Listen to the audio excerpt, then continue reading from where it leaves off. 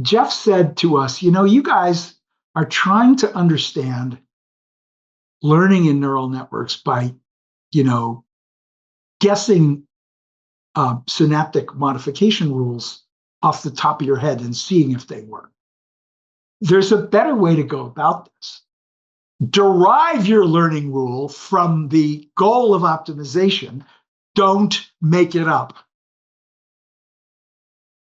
Welcome, everyone, to the Cartesian Cafe. I am your host, Tim Nguyen. Today, we're very lucky to have Jay McClelland here with us.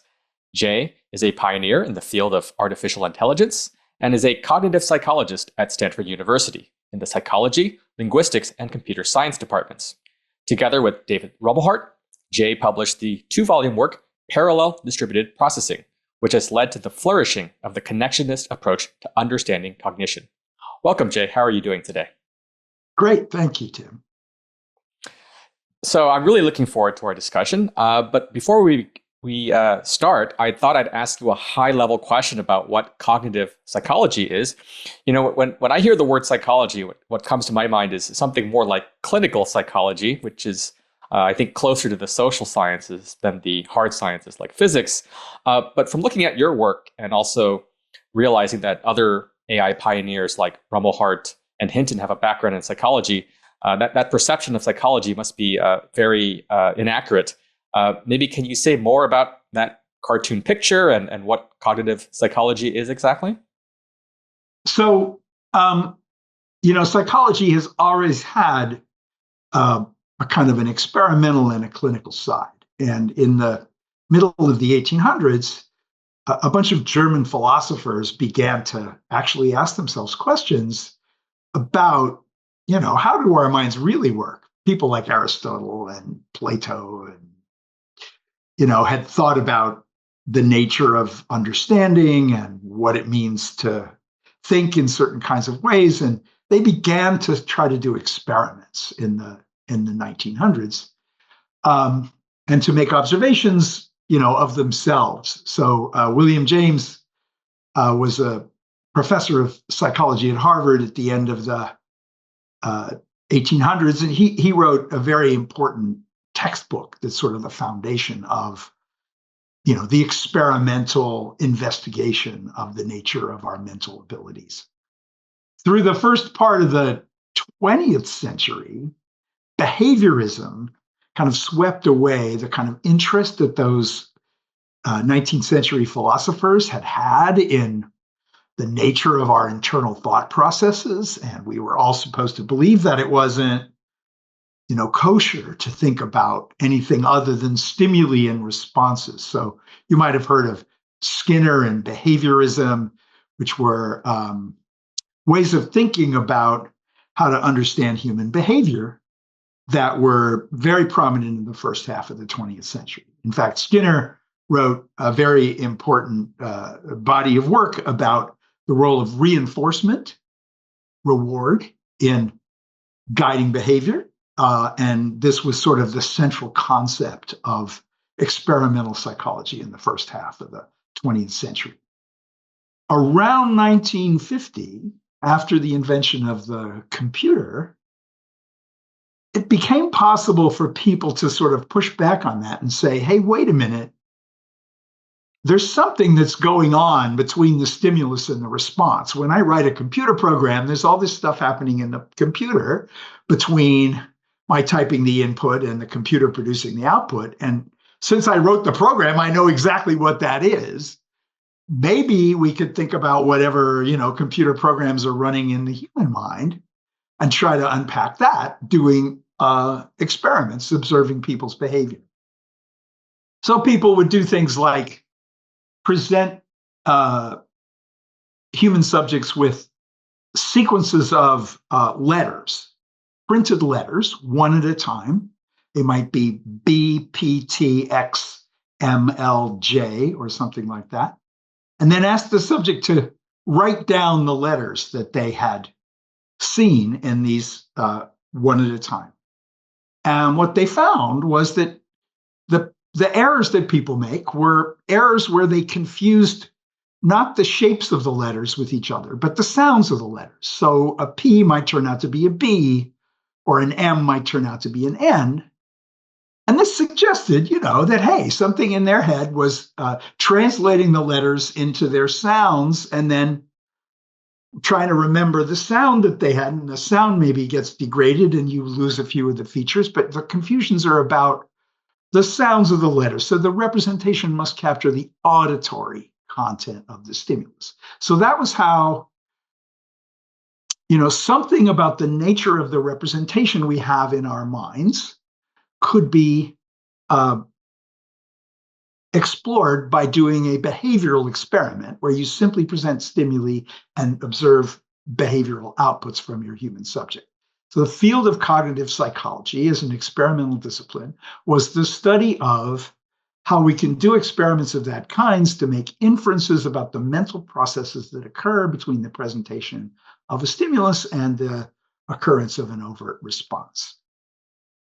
And this was something that arose in the 1950s. By the end of the 50s and into the early 60s, there were people offering fairly detailed theories about the series of transformations that occur when a visual stimulus is presented and you then eventually give an overt verbal response to it, or the sequence of processes that take place when you ask yourself whether an item that you were just being shown was one that occurred previously on a list of items that you'd previously seen. So it was a way of studying perception and memory, and also, problem solving and reasoning as well.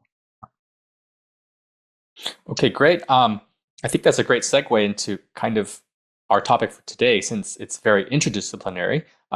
You're a cognitive psychologist, but as I mentioned in the intro, you also work at the intersection of neuroscience and computer science. So maybe can you state what exactly are your goals? What separates or what's in common with your work with all these different fields? How do they all mix together, so to speak? Yeah.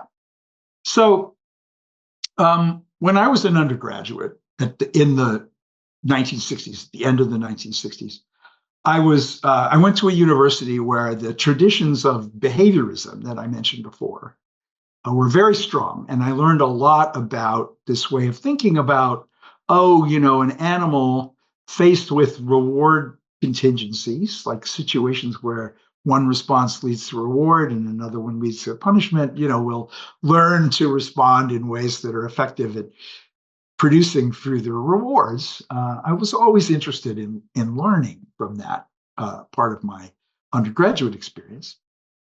I also had taken a course in sensory physiology. And one of the things that really struck me was how very simple circuits made of neurons interacting with each other through excitatory and inhibitory connections could explain aspects of my own experienced perception. The most interesting experiment that I remember from this was an experiment with the eye of a horseshoe crab. So a horseshoe crab is a very primitive animal, but it has an eye. It has two eyes. And actually, each one of its eyes is about the size of your thumbnail. And it has about, some few hundred photoreceptors, separate neurons, essentially, very large neurons. You could see them with the naked eye or the very small magnifying glass, that separately respond to light. So you can shine a light on one of these photoreceptors and it'll start emitting action potentials, spikes, that go down a wire coming out of that specific cell. Now, the cool thing that was shown in this experiment was that, if you shine a light of a certain brightness on one of these little receptors, it'll fire at a certain rate, maybe pretty fast. You shine, a similarly intense light on another one of them, you get a similar firing rate out of the other. If you shine a light on both of them at the same time, neither of them responds as much as it did before. And this was explained by the idea that there are inhibitory interactions between these cells. So each cell, when it fires, tends to inhibit its neighbors in a small region around it, so that when it's firing a lot, its neighbor's activation is suppressed. And this is a bidirectional influence. So each cell can influence the other cell. Now, this can explain how it is that when a field of light of a certain intensity is presented when it's surrounded by all black, we see it as quite a bit lighter than we see it when it's surrounded by all white. The all white in the surround produces the inhibition that reduces the firing rate of the neurons for the pixels, if you like, or points of light in the middle, and thereby results in this experience of a darker perceived brightness due to the effect of the surround on the perception of the center. And so this is something that I understood. I experienced. You could easily see these two patches that are both the same luminance, one surrounded by black and the other surrounded by white. They look completely different in how bright they are perceptually to you. And I have an explanation for this that exists in the eye of a very, very simple organism and seems likely to exist in some more complex, perhaps, form in, the brains of all animals, including myself. So I felt, okay, so there's something about the circuits made out of neurons interacting with each other that will help me explain my own perceptual experience. Okay. So I had that together with my experience with, reinforcement learning as an undergraduate. And I went to graduate school where I first learned about the field of cognitive psychology that we talked about a few minutes ago. And I'm sitting there saying, gee, this stuff is really interesting. I was introduced to very interesting findings about how context affects our perception. So when the very same set of keystrokes are surrounded by different combinations of letters, we see those sequence of keystrokes, that set of keystrokes, as though it's a different letter, because it makes sense together with the other letters to make a different word. But I also learned about the ideas of people like Chomsky. And Chomsky, was somebody who was not a psychologist. He was a linguist. And he was making claims about language, but those claims always had a certain kind of psychological import, because language is a uniquely human capacity. And Chomsky's ideas about language were treated by many, many people as profoundly important lessons about the nature of our human cognitive capacities. Some of the ideas that Chomsky is responsible for is the idea that we must have the potential for recursive computation, being able to call a function within itself in order to capture aspects of language where we can embed clauses within clauses, indefinitely. So he famously made the assertion that grammars that didn't have a recursive capacity were, couldn't possibly be the kind of grammar that humans used when they understood and produced language. And so this was, a theory about human nature which in the hands of Chomsky, unfortunately, didn't actually involve any true empirical engagement with human behavior. And so there was a group of people who were called psycholinguists, who were very strongly inspired by Chomsky. George Miller at Harvard was one of them, and he had a bunch of students who included Jerry Fodor and a few others, Tom Bever and a man named Merrill Garrett. And these disciples of the Chomskyan revolution set out to sort of try to do experiments to test, validate, and extend the application of Chomsky's ideas to an understanding of how humans process language. And one of the people in that group was a man named Harris Savin, and he was a professor that I took a class from as a second-year graduate student. So I was bringing my experience with learning and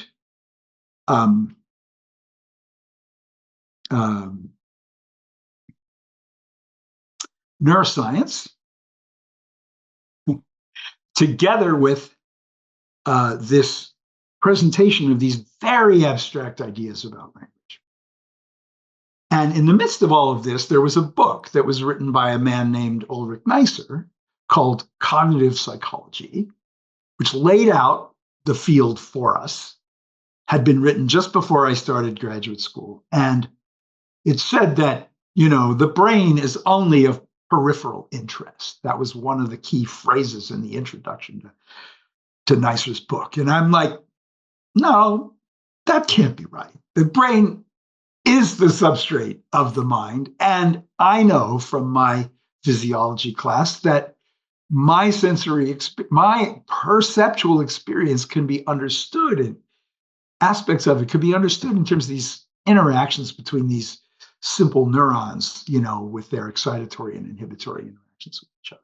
So I felt, even as a graduate student, that there was something to be gained by building a connection between what we know about the brain and our effort to understand cognition.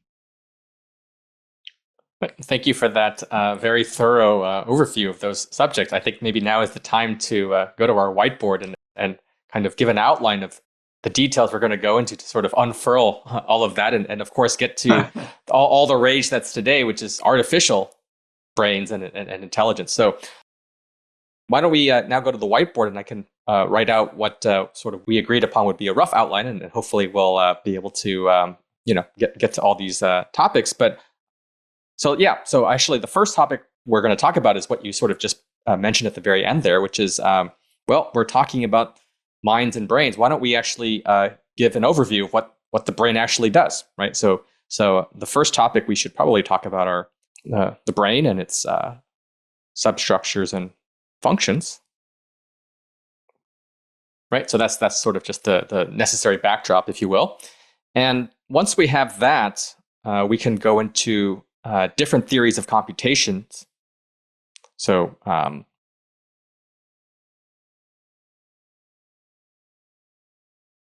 right, and I guess I'll just write down sort of the different candidates or paradigms, so to speak. So there's famously symbolic approaches,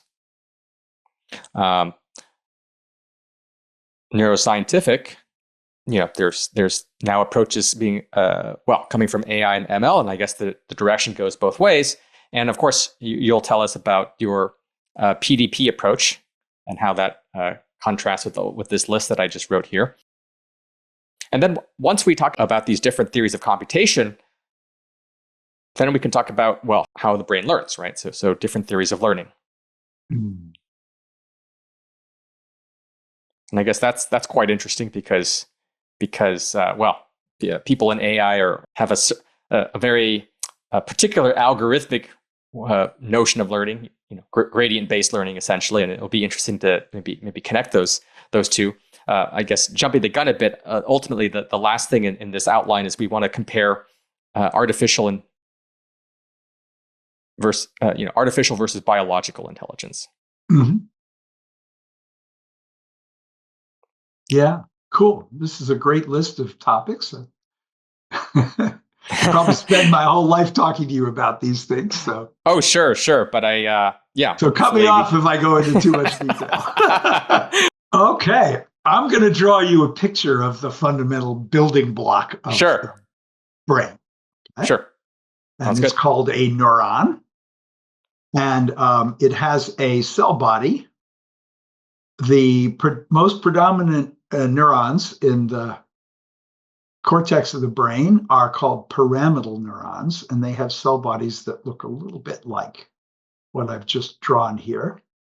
And out of these cell bodies are a whole bunch of branches. There's usually an apical branch that comes out the top, which spreads at the above at the top end of it, and then has other branches, going off in different directions.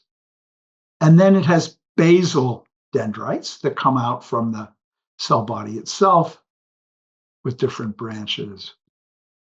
And, I've drawn a very small number of little branches coming out here, but you want to think about this as a tree-like structure with many, many sub-branches, such that there's room along all these branches to receive inputs from many, many other neurons. We'll get to that in a minute, but this is the receiving structure of a neuron. It's a cell body with a bunch of branches which receive inputs from other neurons. And then the neuron has an axon, an output wire, which comes out of the bottom of this pyramidal structure and projects out so that it can make contact with other neurons. So this is a pyramidal neuron with its dendrites and its axon. You call it a pyramidal neuron as opposed to, are there other kinds of neurons? Yeah. So pyramidal neurons, so first of all, let's talk about the cortex of the brain. The cortex of the brain, the word cortex means bark. It's a little bit like the bark of a tree. And if you have a brain in your hand, it's got an outer layer that's 2 or 3 millimeters thick, and that outer layer looks gray. It's called the gray matter of your brain. Okay, and if you stuck an electrode down through it, your electrode would pass by the cell bodies of hundreds of neurons. They're very, very small little things, all densely packed together. And neuroscientists, when they first began to record from neurons, essentially they would drive an electrode straight down through the cortical surface, so they would encounter different neurons as they went down. And the predominant kind of neuron in the cortex of the brain are pyramidal neurons, like this one. These neurons receive inputs which can be either excitatory or inhibitory. They only send excitatory signals out. So they send signals, they can signal each other. So what we don't have here is a synapse, right? A place where a tiny, tiny branch of one of the axons of one pyramidal comes very close to a tiny, tiny sub-branch of the dendrite of another neuron. So let me draw a little bit larger than appropriate scale, a synapse for us now. Synapses are often drawn in these little triangular shaped thingies, like what I think I just drew here. But we want to say, okay, this triangular shaped thing is,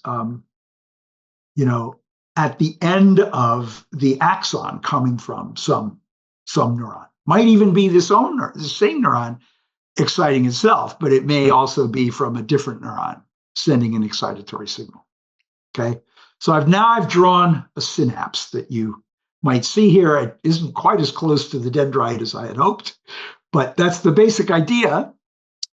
And what happens is that when a neuron is sufficiently excited by inputs from other neurons, it generates action potentials. Action potentials are brief bursts of electrochemical activity that run down the axon at a slower speed than the speed of light. It's an actual propagation of a chemical set of chemical processes that result in the opening and closing of channels, so that it actually propagates, at the rate of I don't know, maybe 10 centimeters a second or something like that. Pretty slow. If the fibers are covered with a special kind of myelin sheets, these action potentials can jump over along the wire, and so they can be transmitted more quickly. But even then, from your brain to your, let's say, the spinal cord, where there's going to be neurons that control the muscles in your leg, it might take, let's say, 150 milliseconds for that signal to get down there. Okay. So neurons are like, little electrical devices that add up inputs from other neurons. And when they get enough excitation, they send out action potentials that generate inputs to other neurons. And, like 90% of the neurons in the cortex are these excitatory pyramidal neurons. Okay. So what happens at the synapse is an action potential, coming from one neuron, propagates down that neuron's axon, spreads through its little output fibers, which may have 100,000 little branching tips. And at each of those branching tips, there's a synapse where a little bit of a chemical called glutamate is released, and the glutamate goes across the little cleft, attaches to receptors on the other side, on the dendritic side of the synapse, and opens up pores that let positive ions rush in and depolarize the neuron, tending to make it more likely to fire. So you have this glutamate going down the axon here, and the electrical signal goes down the axon and releases the glutamate right into the cleft. Yeah. Ah, I see. So so basically, the synapse is the space between the axon and the dendrite, right? Yeah. Uh-huh. Okay. So now each of these neurons, has tens to 100,000-ish kind of incoming synapses from other neurons, or some from itself even, maybe.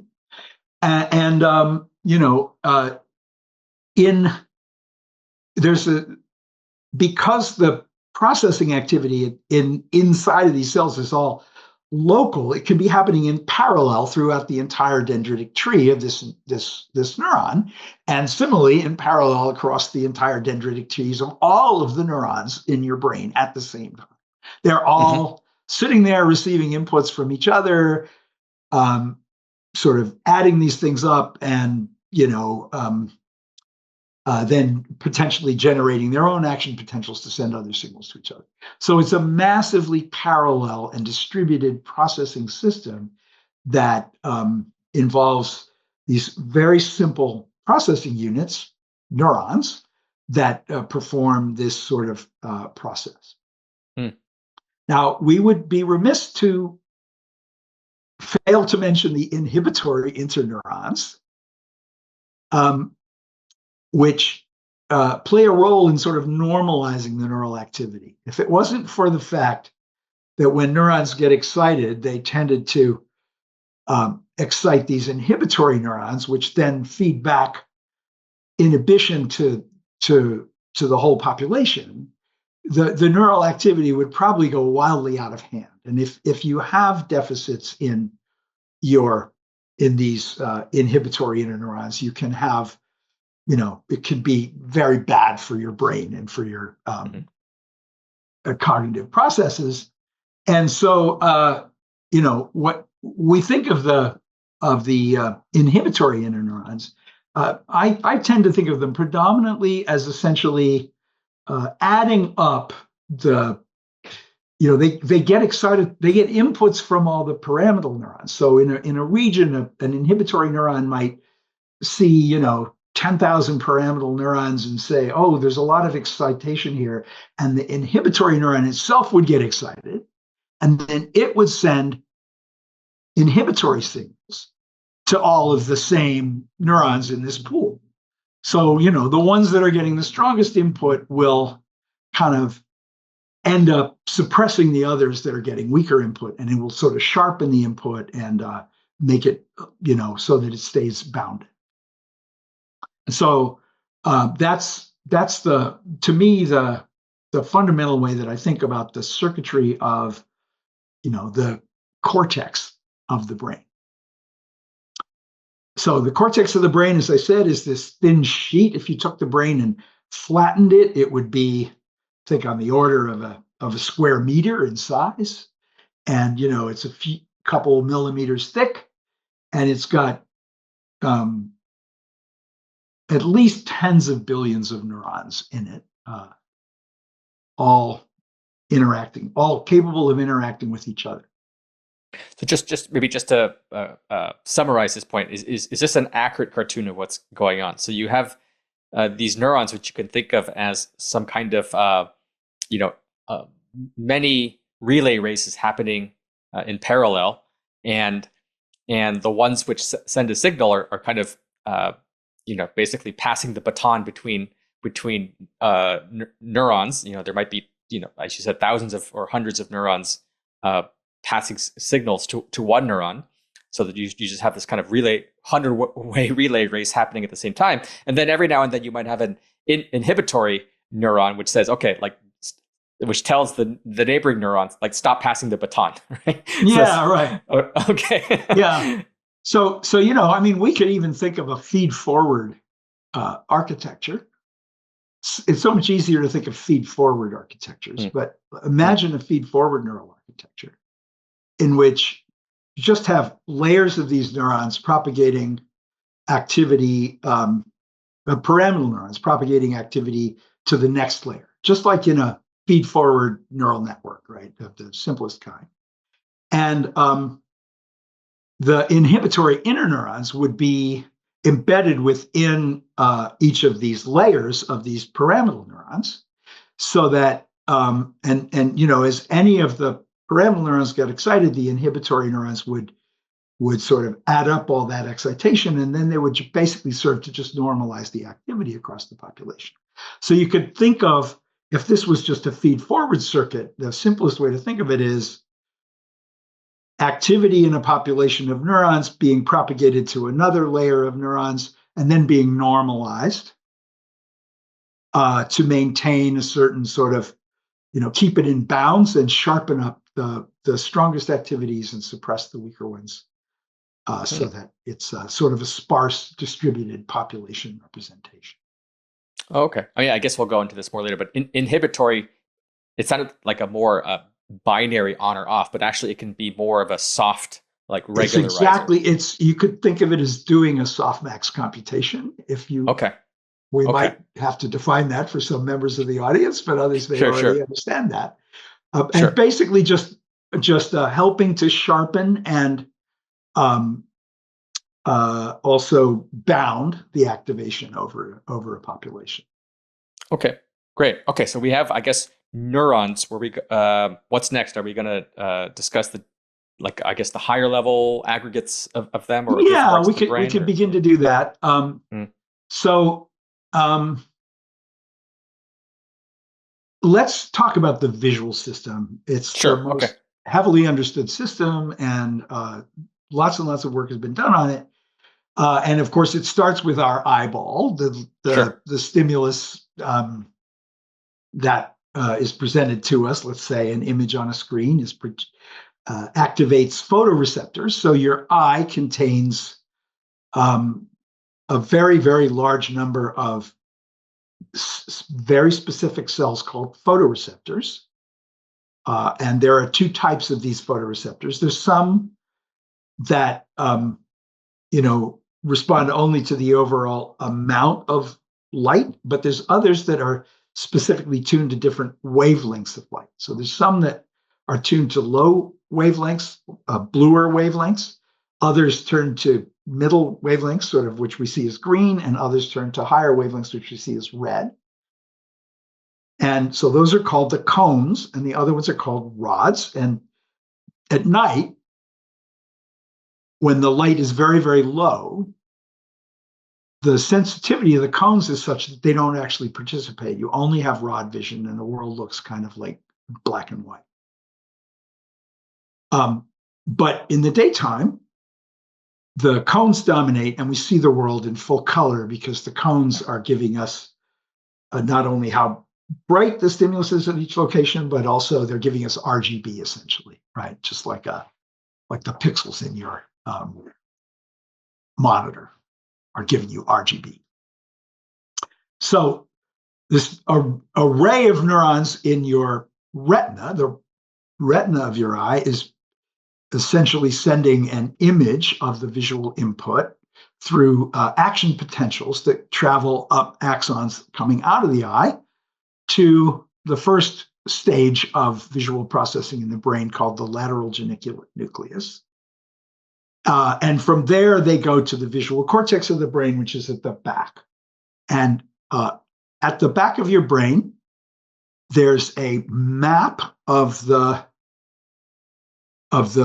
sort of the retina with a very expanded representation of the fovea, the center of the retina, and a progressively sort of more compressed representation of the periphery. So we have very, very high resolution representation of the things right around the specific point of fixation of our eyes, and much coarser representation of things in the periphery. The world seems crisp and clear to us because everywhere we look, we get crisp and clear. But usually when we're looking in one place, everything else around it, beyond, let's say the width of your fist or something like that, will be quite fuzzy, and you won't be able to see with high resolution if you only had that peripheral input.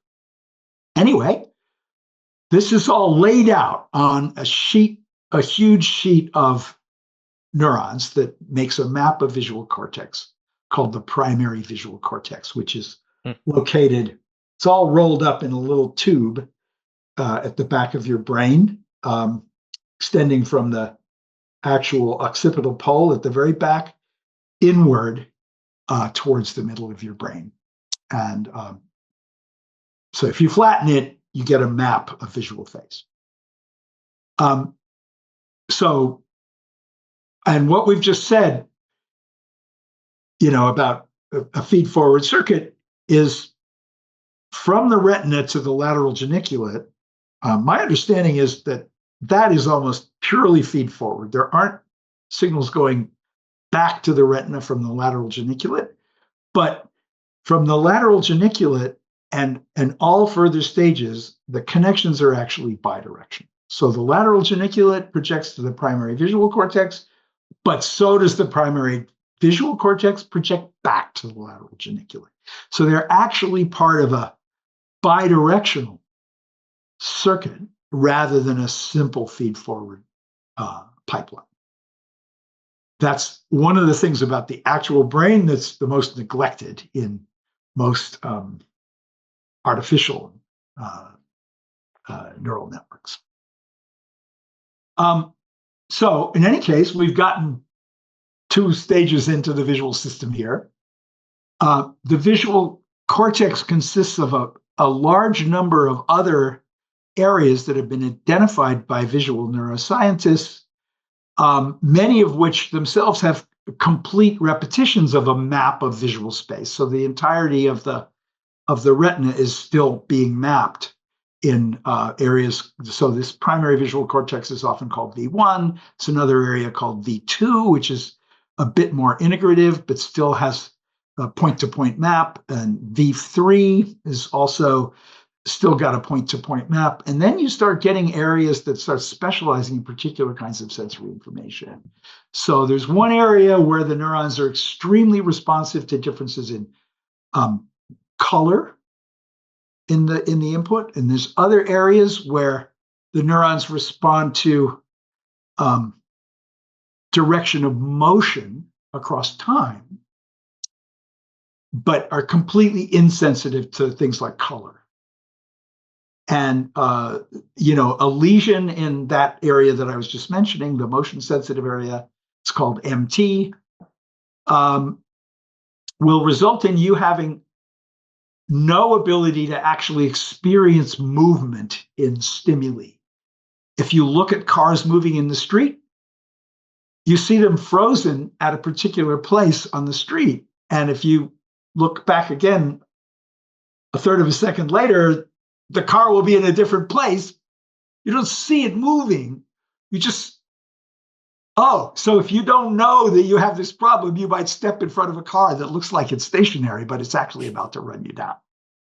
Right. And this is a very, so damage to area MT robs us of our experience of the motion of stimuli. And this leads to a very modular way of thinking about cognition, in which each part of the brain is responsible for a certain specific aspect of our experience. I've mentioned other areas. I mentioned an area that's very responsive to color. It's also somewhat responsive to shape. There's further areas as you progress more and more through more and more sort of stages of the visual cortex and going down from the back of the brain through what's called the inferior part of the temporal lobe, which is the part of the brain that curves down from the back and comes along and ends in our temples. In monkeys, that occupies much of the temporal cortex. In humans, it's much smaller amount of the temporal cortex, but it's proceeding down in that same direction. So there's homologies between humans and primates in this regard, allowing people to, do experiments in primates, which are very informative about the nature of human vision as well. So people in vision extremely naturally think about our visual processing as occurring in a neural network of many layers of neurons organized topographically in this sort of point-by-point way, and gradually becoming, more and more global, so that as you progress further down the visual pathway, you'll find neurons that have very specific responses to particular configurations in the input, but with less, but sort of ignore the exact position of those things in space. So it's as though there's sort of a set of convolutional filters that are progressively extracting more and more refined features, but progressively ignoring position more and more as you progress down through. Yeah. Just jumping the gun a little bit, you mentioned that different kinds of neurons in this visual pipeline are sensitive to different things, color or motion. How many neurons does one have to kind of consider, and how granular are these sorts of sensitivities? People are spending lots of time trying to understand what neurons do in a large neural network, and it's a very difficult business because there's so many. I'm just trying to get a sense of how hard that is versus how hard it is to understand and isolate functions in biological brains. Is there a sense in which one is easier or harder than another, or are they just not commensurate problems? I think they're both hard problems. But there's one thing that neuroscience does that seems to be useful for the sake of recording and getting information about the brain. And that is that neurons that are very close to each other tend to have very similar response characteristics. If you have a vertical penetration through the visual cortex of a cat, you'll find a lot of neurons that respond essentially to, let's say, the same oriented line segment at the same position in space. but with slight variations, like the contrast of it, or the spatial scale of it, or something like that. But they'll still be pretty much at the same position along this whole vertical penetration. And if the penetration is a little bit transverse, you'll be moving across orientations at the same position. And if you go far enough, of course, the position will start to shift. So it's kind of an embedded structure with what people, a man named Mountcastle famously called columns. The idea was a column, a vertical stack of neurons, is essentially a unit. For Mountcastle, it was a very integrated unit. Most people think of it as, okay, they're doing similar things, but it's not completely monolithic. But this is because the neurons in the same vertical penetration have a high likelihood of influencing each other with excitatory connections. So they're all telling each other to do roughly the same thing. And you actually see stripes in the visual cortex of neurons that respond to predominantly to input from one eye versus the other eye, and then also orientation columns where neighboring orientations are next to each other, but there's sort of a gradual progression around. It's not really discrete, right? It's not simply discrete columns, but as you go across the surface, the orientation will sort of go around a pinwheel. And also with color, and so color, orientation, and eye of input, as well as I think spatial scale, are all sort of like kind of encoded coarsely within a sort of a hypercolumn, and adjacent hypercolumns will be for different positions in the map. Yeah, I think I can already see a difference here, and maybe we'll go into this in more detail later. But sort of, a feed-forward neural network is given by a bunch of matrices essentially, and sort of there's no preferential ordering around of the indices of a matrix, right?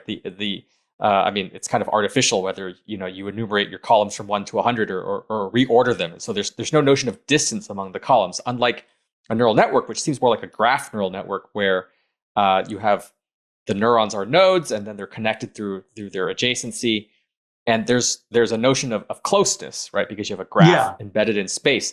So I guess what I'm saying that notion of closeness is what sort of allows you to sort of probe for functions that are co-located in a way that's quite different than, say, probing the neurons of a neural network, where they're just it's just a vector with kind of an there's no preferred basis, right? And which is why it's like neuron number 1 versus neuron number 2, and neuron number 1 versus neuron 1,000, right? Exactly. So there's a sense where there's more structure in some sense in the brain because there's a physical notion of distance.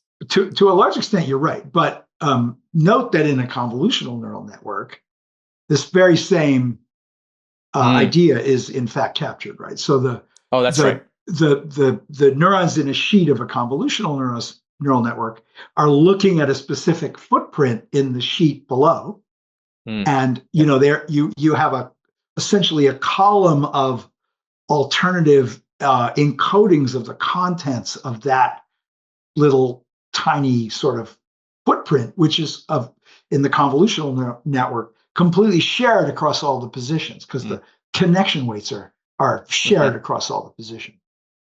We don't actually think the brain can share those connections. I don't think the brain can share those connections across those positions. So if they're learned, they have to be kind of learned separately at each position, in a way that a convolutional neural network sort of short circuits by sharing the connections across positions.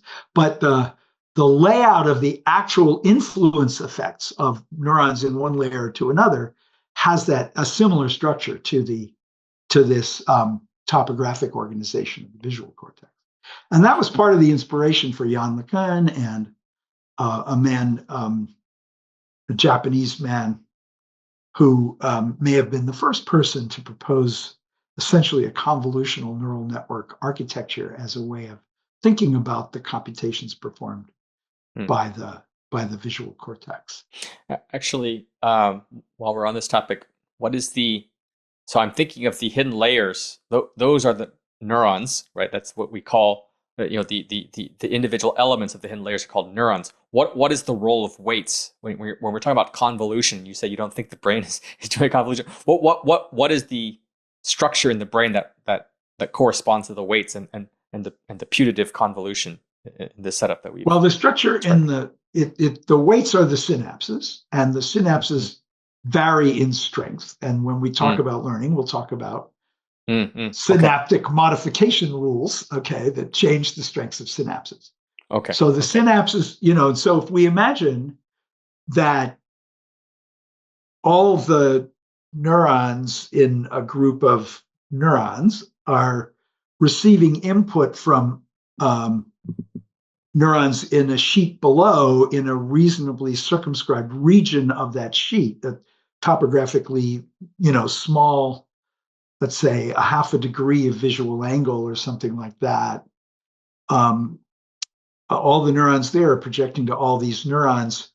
Then those synapses are the weight matrix map from the input filters to the receiving filters at the next layer up. The only thing I'm saying the brain can't do is share the same matrix across positions, right? You can't. The synapses in the brain are in situ. The ones at a particular location in the visual field, are there, and they're not.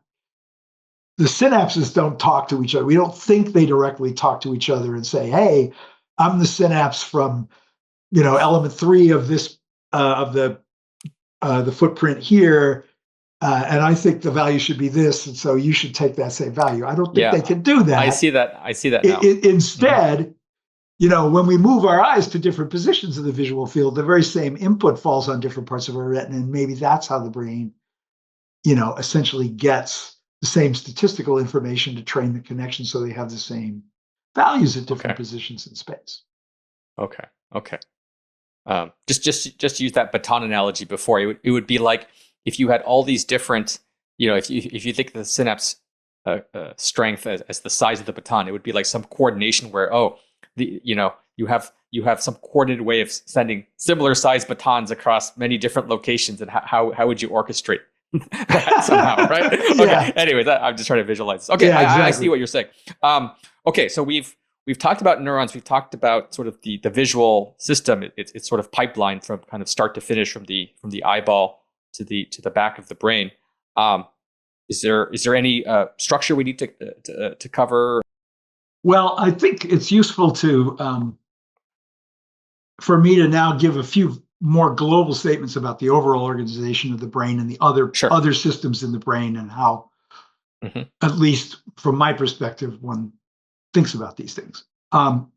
So there's a visual system, as we've said. There's a auditory system as well. The ear, is a separate organ from the eye, and also the first stages of processing in the ear send signals primarily in a one directional, towards the earliest nuclei of the auditory system, and then they project to the auditory cortex in a similar kind of set of stages. And there's higher and higher levels of auditory processing, which tend to have similar kinds of specificity to the higher levels of visual processing. Similarly, we have a somatosensory system, which involves receptors in our skin, like the tips of our fingers or other parts of our skin surface, and that send input to a cortical map of the body surface, which is located along something called the homunculus. That's here in the brain. So along this strip on the left side of my brain is a map of the entire right side of my body, and along this strip on the right side of my brain is a map of the entire left side of my body. And there'll be a fairly large patch of that map associated with my hands, because my hands are like the fovea of my eye. They're my primary sensors for getting information about the physical structure of the world around me. And so there's a the hand area is much bigger than, let's say, the foot area, or the area for your back is much smaller than, the part of your sensory strip for the whole right side of your back is smaller than the part of your sensory strip probably for one of your fingers. And so we have a very detailed and articulate representation of each of the fingers of our hand and of the sensory experiences that we get on that. And correspondingly, there's a motor strip parallel to that just nearby, where there can be very close coordination between sensory input on particular locations and motor activity that is involved in controlling muscles related to that, where that's part of the surface actually ends up being. So, and then, so we have auditory maps, visual maps, and somatosensory maps. Olfaction doesn't seem to be mapped in quite the same way. It seems to be a very sparse, highly conjunctive, distributed representation with no topographic structure. But there's very special part of the brain for olfaction, very primitive, old part of the brain. And then there are higher cortical areas where these different modalities converge, and where, speculation and theory and entrenched philosophical positions sort of, dominate over facts sometimes. And people, because it's much harder to fully understand what's going on because the signals are all heavily multiplexed and integrated. And like you said, you lose topography. And so it's very difficult to, make totally clear claims about what an individual neuron might be doing or anything like that in these other parts of the brain. But it's been known for a very long time that, lesions, brain lesions, so damage to some of these higher order parts of the brain, don't affect your experience of the sensory qualities of experience, but do affect your ability to make sense of it or to understand or relate it to other things. And one of the parts of the brain that I myself have been most interested in is a part of the brain at the front anterior end of the temporal lobe. So it's bilateral. So there's one of these areas on both sides. It's called the anterior temporal cortex, or the temporal pole, the end of this structure. And damage to this part of the brain makes it so that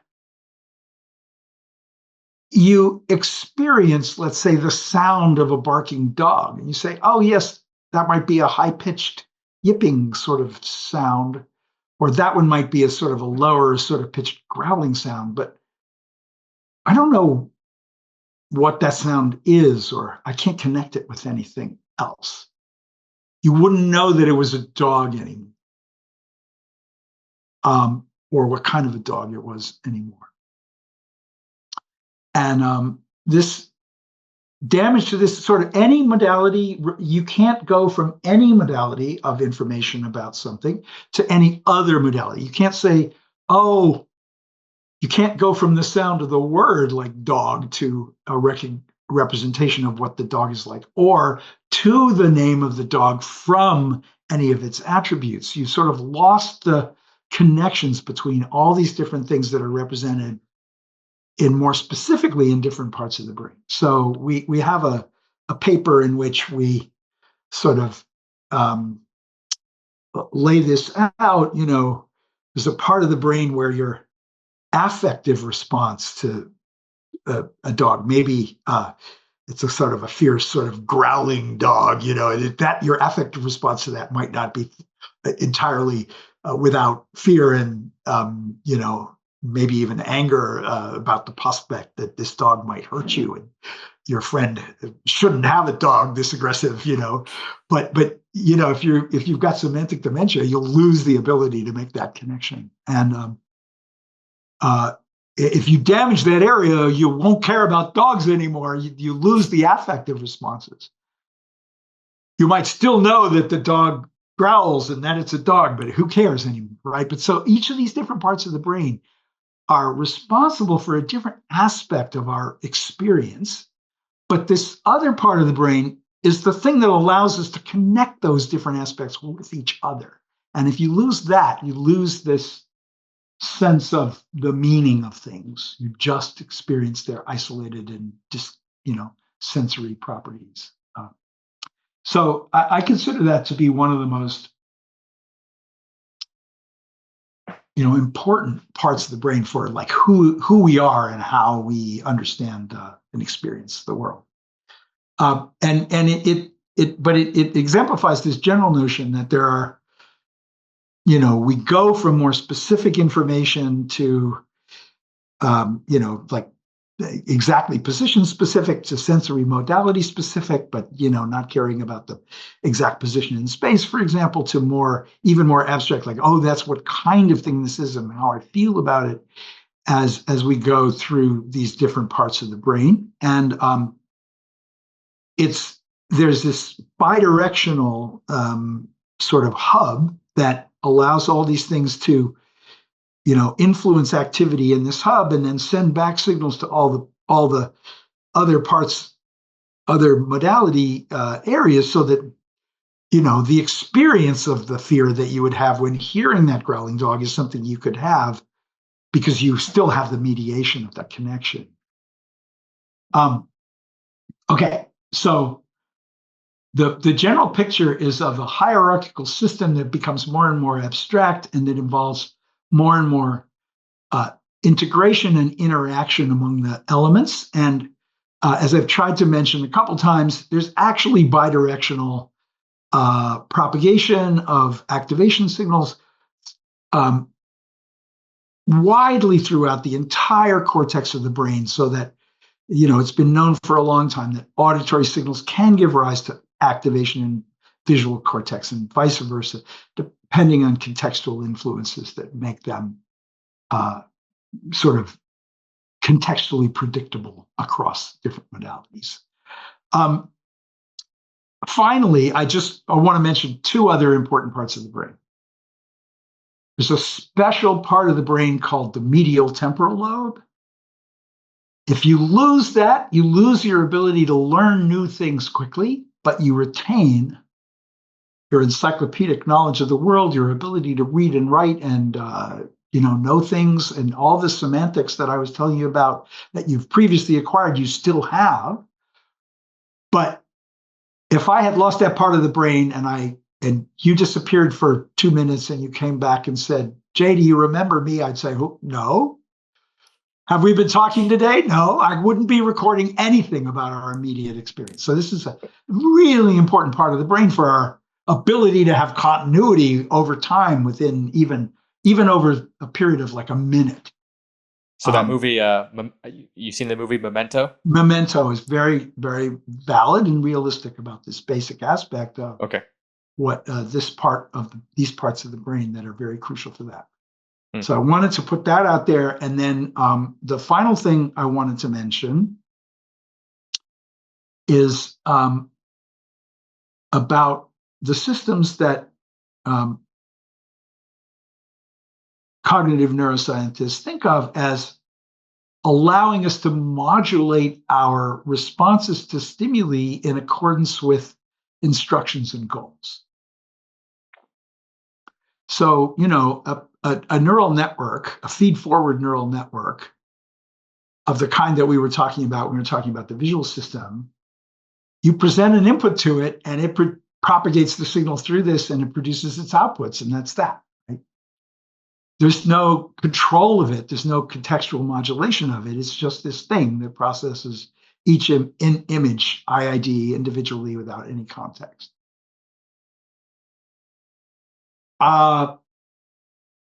My PDP colleagues and I are deeply committed to a way of thinking in which, there is a sense in which the processing throughout our visual, auditory, somatosensory, and other parts of our experience are always subject to modulation by task, goal, instruction, and context in a way that some parts of this are completely automatic.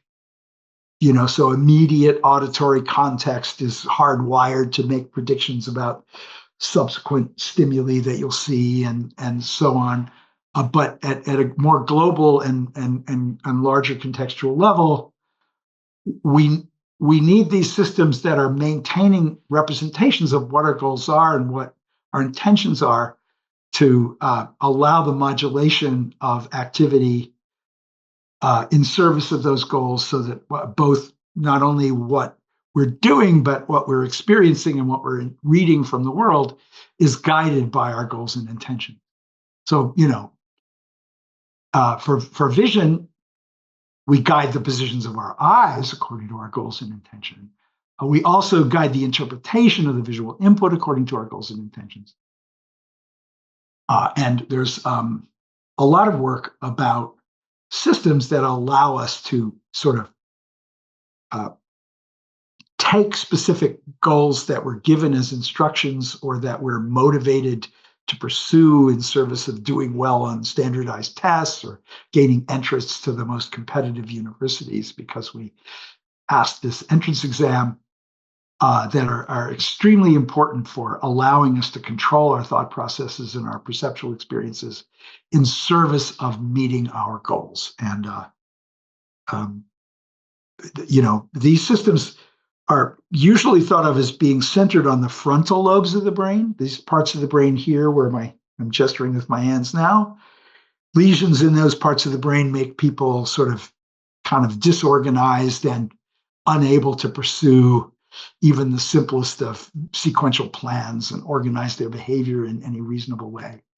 But it turns out that this system is actually a highly distributed system with multiple sort of modules distributed throughout many of the higher cortical areas in the frontal, parietal, and temporal lobes, allowing the system to essentially modulate all aspects of its inputs and outputs in service of goals.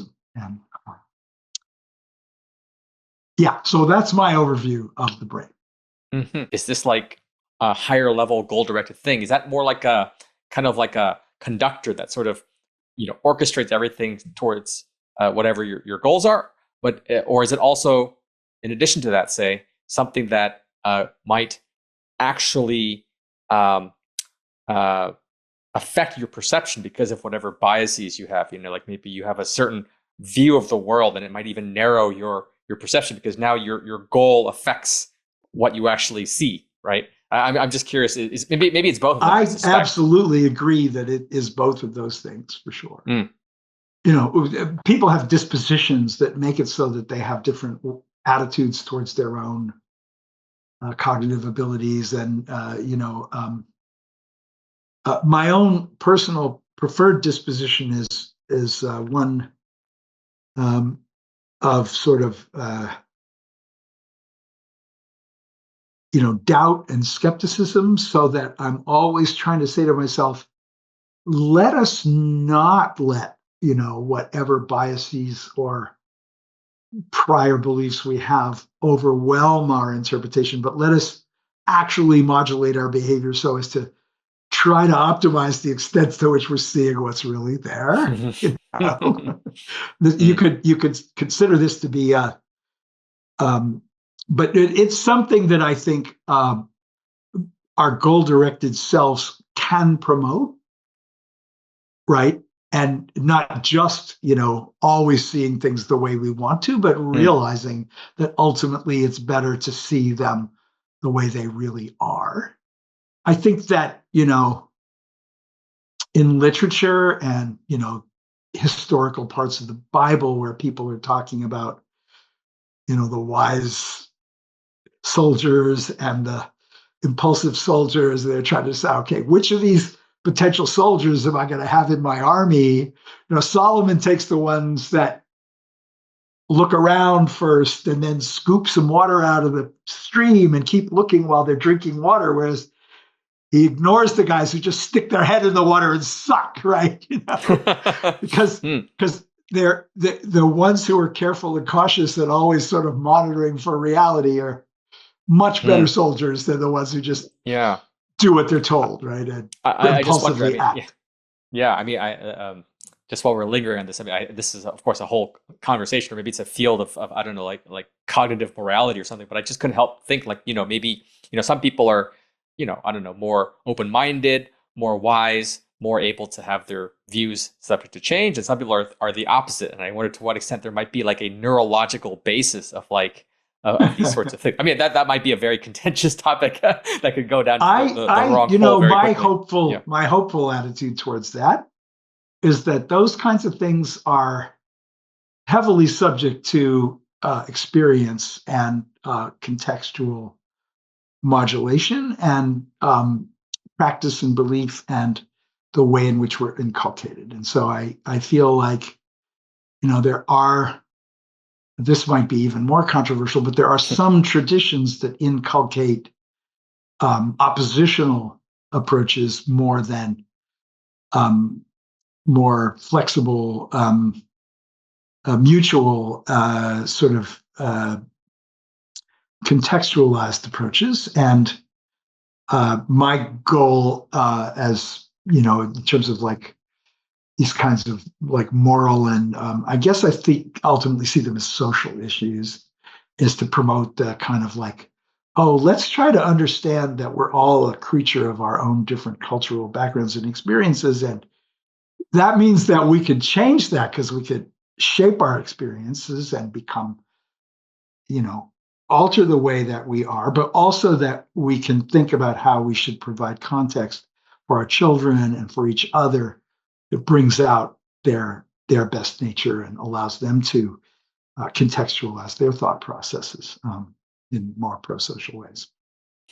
Okay, great. Yeah. Anyways, I feel like that's probably an endless topic for another conversation. But okay, so we've talked about now, I guess, the various structures of the brain. The next thing on our list was sort of different theories of computation. So maybe we should dive into that. Okay, so we had symbolic. Mm-hmm. Neuroscientific. Neuroscientific. AI, ML based, and PDP. Okay, so let's start with symbolic. Okay, sure. Okay. I think, we can think about Chomsky as being my primary sort of avatar for the symbolic approach. And, Chomsky's contribution can be encapsulated and the essence of the symbolic approach can be encapsulated in thinking about the sentence that he introduced to the field, which was colorless green ideas sleep furiously. So you could write that sentence down if you'd like. Sure. Colorless green ideas sleep furiously. Chomsky presented that sentence in an article that he wrote critiquing the ideas of B.F. Skinner, who we talked about earlier, the behaviorist, who thought that you could understand, human behavior through just worrying about reinforcement learning. But Chomsky said the problem with that is that sentences are things that you might have never seen before, but you could still recognize that it's a valid sentence. And Chomsky couldn't see, thought it was impossible to imagine that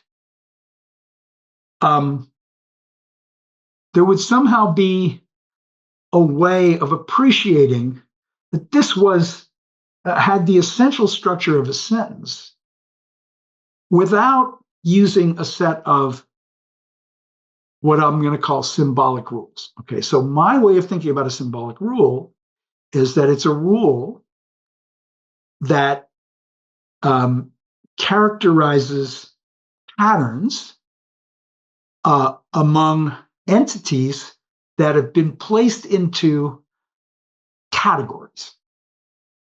Okay, so let's talk about that here. This set of words is 5 unique individual words, but for Chomsky, It was a sequence of words that each belonged to one of a small set of categories. Those categories were adjective, noun, verb, and adverb. Colorless is an adjective. Green is an adjective.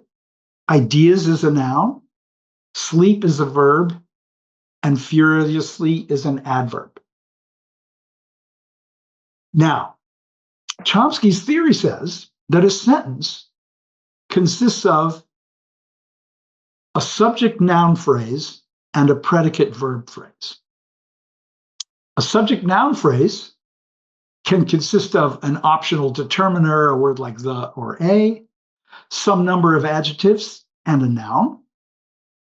And a verb phrase consists of some verbal element and some additional auxiliary material, including possibly an adverb. Okay?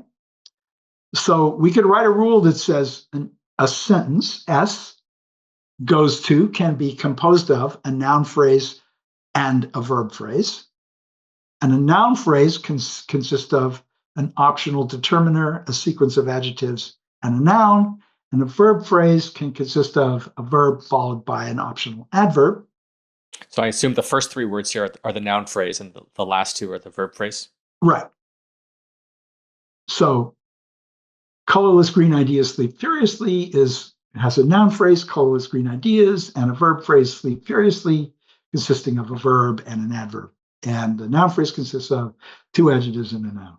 Perfectly reasonable, declarative sentence of the most typical kind at some level, even though, we probably never saw it before Chomsky invented it. Nobody had ever thought of this sentence or ever said it to anybody else before Chomsky came up with it, right?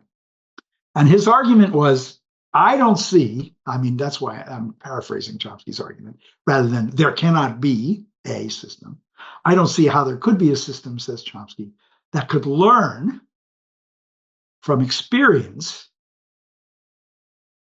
the patterns that we're seeing here, such that you could recognize this thing that you have never seen before as being an instance of what could be a sentence.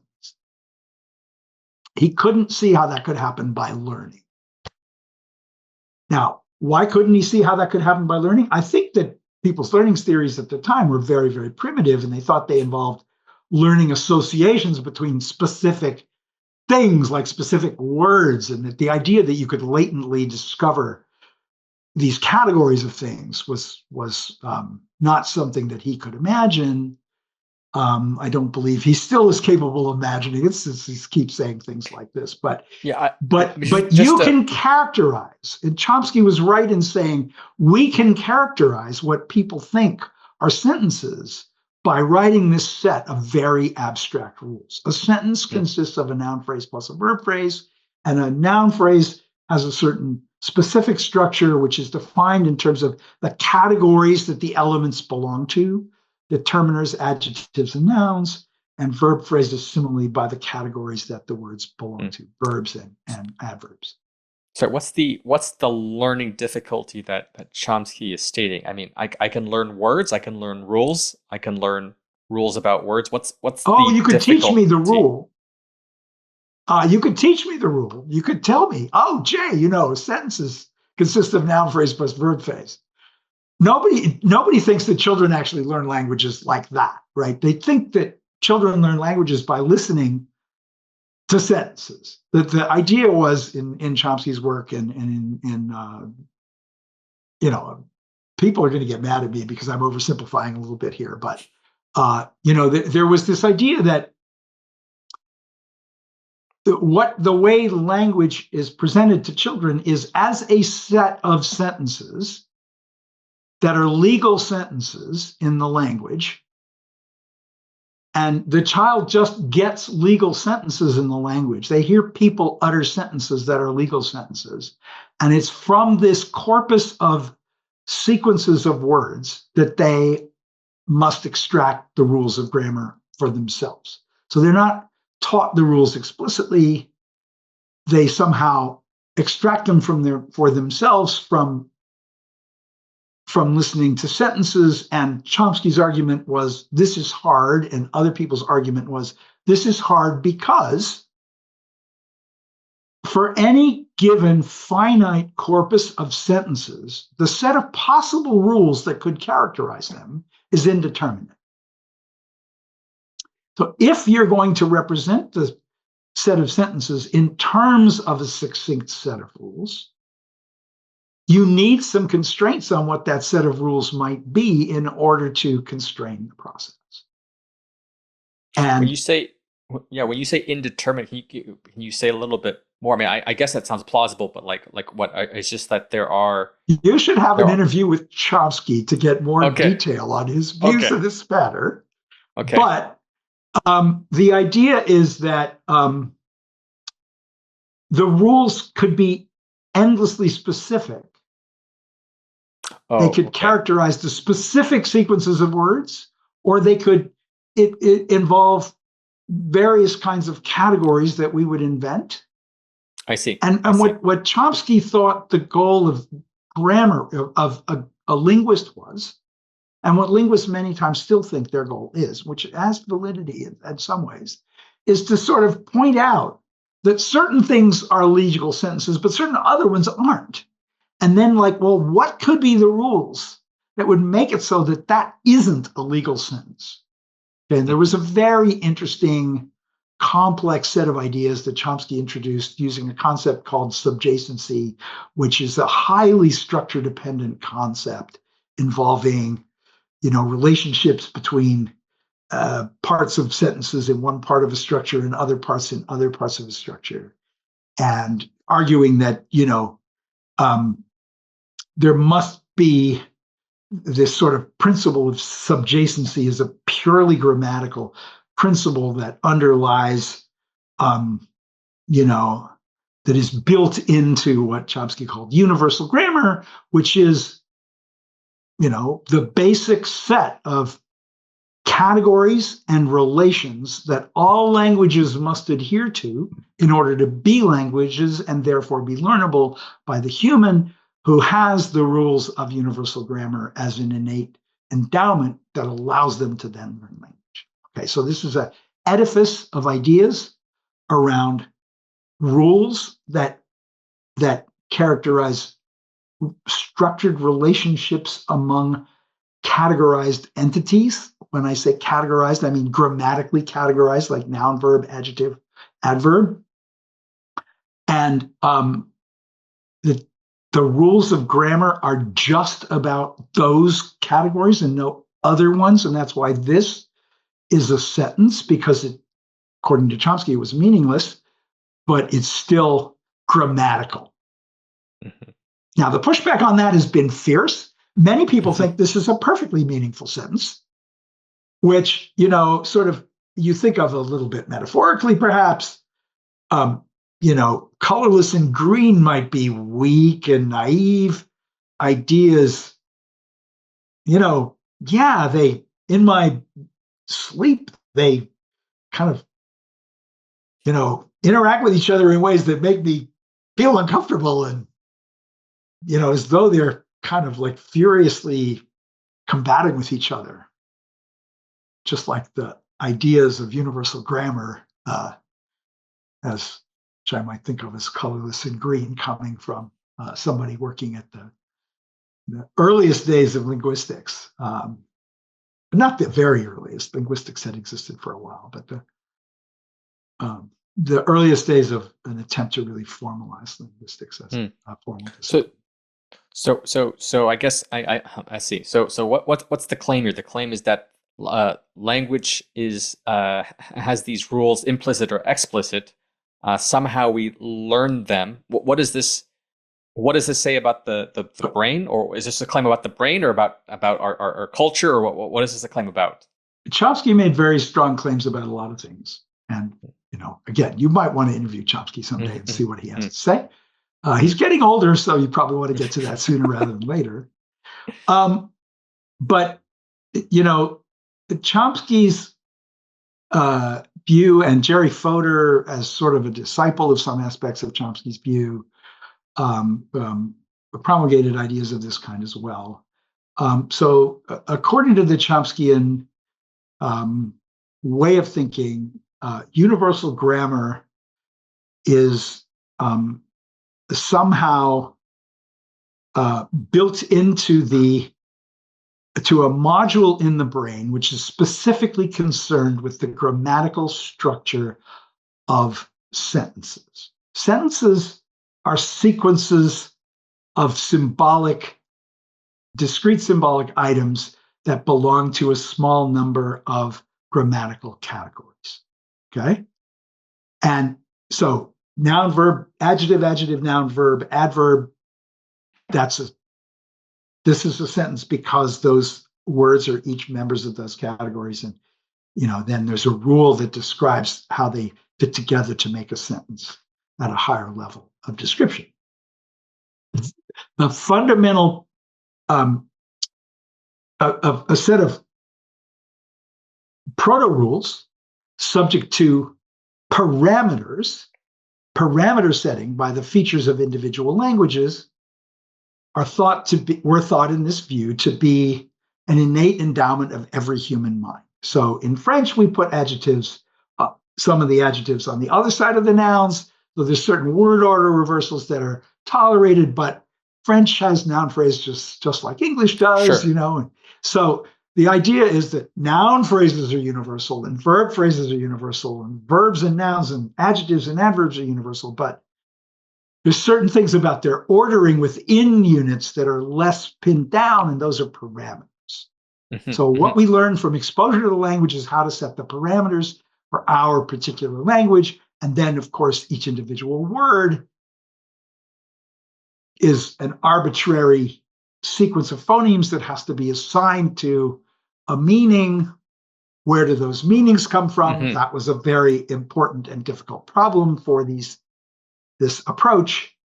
Chomsky once said in a talk that I heard him give, my friend Jerry Fodor thinks that concepts like carburetor and bureaucrat must be innate.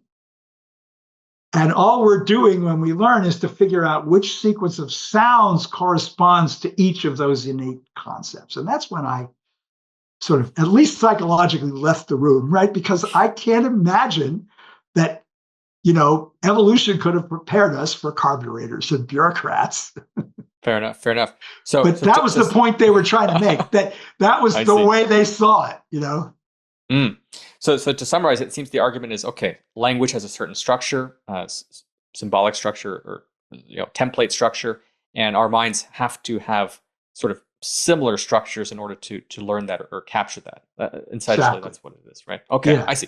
Great. So that's the symbolic approach, and okay, so it's okay. So that's the argument that it's put forward. Maybe what might be good for the other approaches we've listed, neuroscientific, AI, ML-based, and PDP, would be to maybe compare and contrast in this specific example how they treat this language problem, right? So how does the neuroscientific approach explain how the mind grasps language and et cetera with the other ones? Does that sound like a good entry point? Or well, sure. I could say something briefly about that, but perhaps the most interesting thing to say at this point is that linguistics has only recently become a field where cognitive neuroscience can really be involved. And Francis Crick summarized this actually in a point that he made in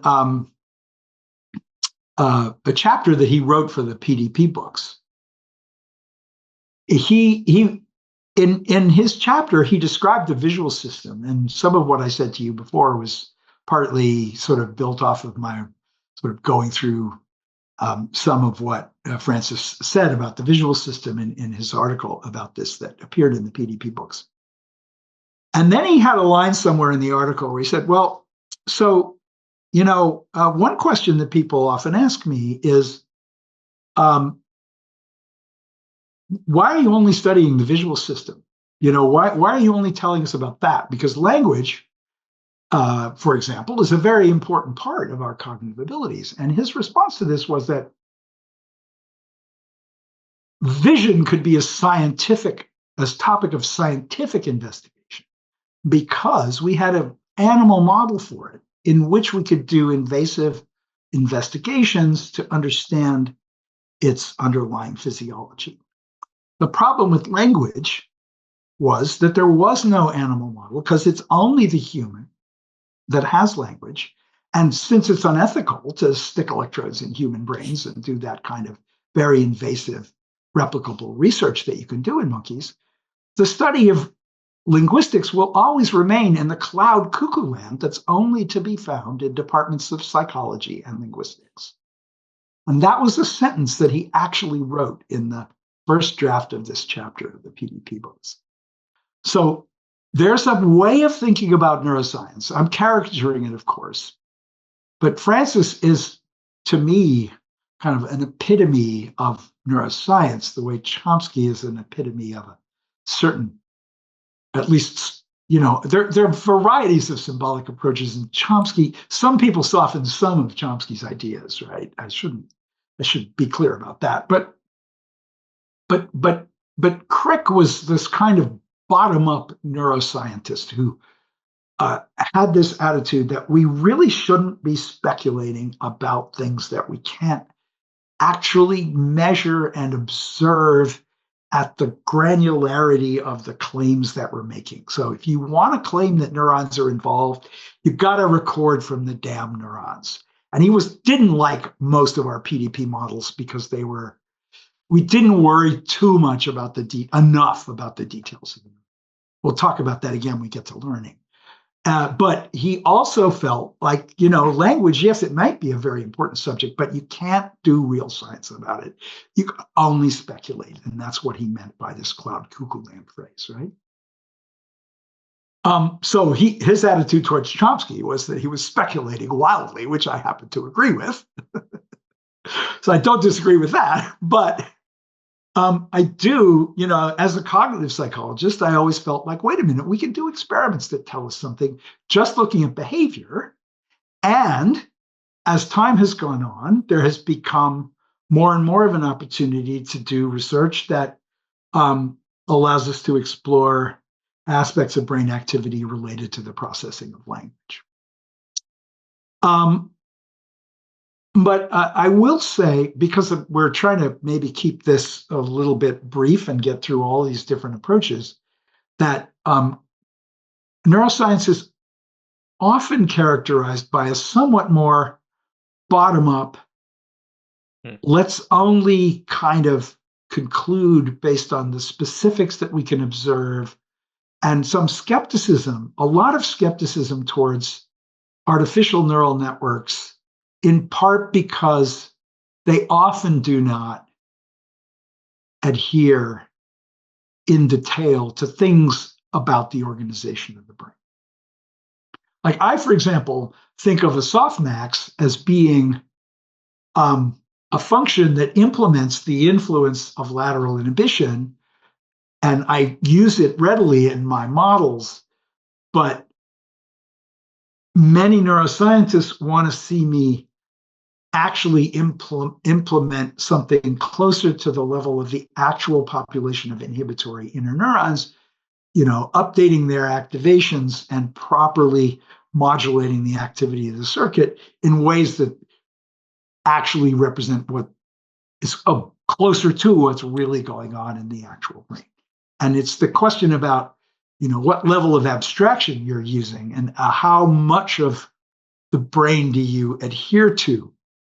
If you only say, so that's where PDP is sometimes a little bit in contrast to some people's attitudes towards cognitive neuroscience. I see. So is it, if I understood you right, is the substrate you're working at with as a cognitive psychologist, it's let's say a level or two higher than the neuroscientists. They're kind of like I want to work at the smallest level, kind of like a physicist. I want to work at the fundamental particles level, which in this case, I guess, are neurons and neurotransmitters and things like that. But you're more at if we sort of look at it as maybe a higher level aggregate, then I could maybe understand softmax in those terms. But the neuroscientists want to go, several levels deeper. I think, I think this is a very interesting topic. We can talk about it for a long time. One thing I will say about it is that I tend to find that people are comfortable with a certain level of description. and they want to stay at that level because their measurements maybe are at that level. Okay, so somebody who inserts electrodes into the brain measures the depolarization of a neuron that they're recording from, or the number of spikes it's emitting per unit time, or the time series of action potentials that it produces. And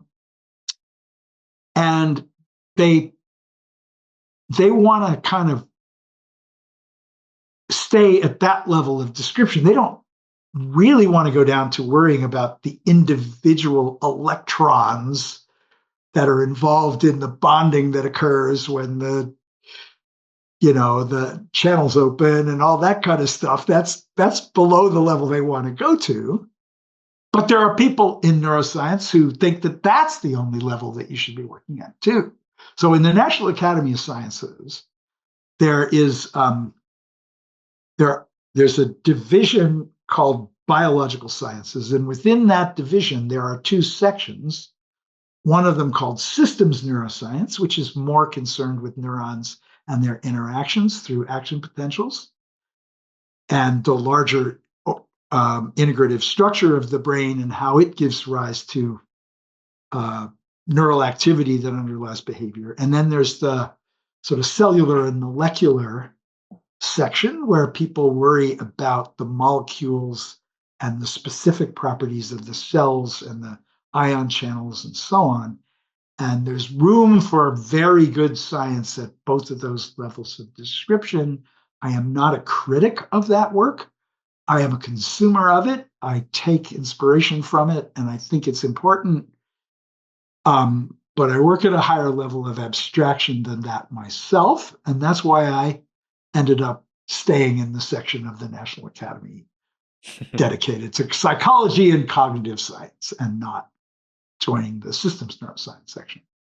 I see. Okay, nevertheless, I have a lot of dialogue with those people. The systems neuroscientists, not as much with the cellular molecular. Sometimes we share ideas across our different perspectives and scales. Sure. So let's talk about AI and machine learning. Indeed, let's do it. Okay. I am not an expert in AI or machine learning. My PhD was in cognitive psychology as a graduate student at the University of Pennsylvania in the early 1970s. And I told you something about my early influences. They were behaviorism, sensory physiology, and the idea that you could understand something about cognition from looking at behavior.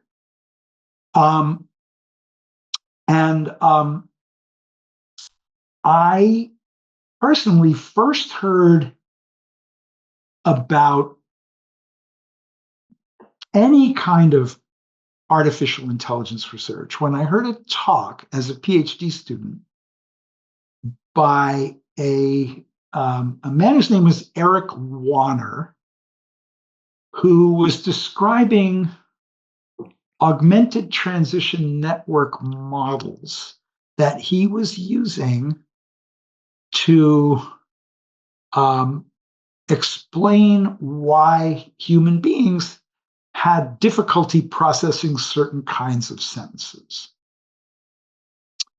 And I was attracted to this because it was an explicit mechanistic characterization of a process inspired by Chomsky's ideas and involving recursion and things like that, that I could use to help me understand, why people could understand these sentences and not those other ones. And it excited me because, in part for the same reasons that I got excited by thinking about how my perceptual experience could be understood in terms of these inhibitory interactions among the photoreceptors in the horseshoe crab. I could imagine building an explicit computational model that would take the inputs and sort of by proxy process them in a way that was analogous to a series of hypothetical steps and would produce results that either did or didn't result in comprehending the sentence as a result of, different things we would do to the complexity of the sentence and so on. And it made me think that I wished I had had a bit more exposure to a little bit more computer science,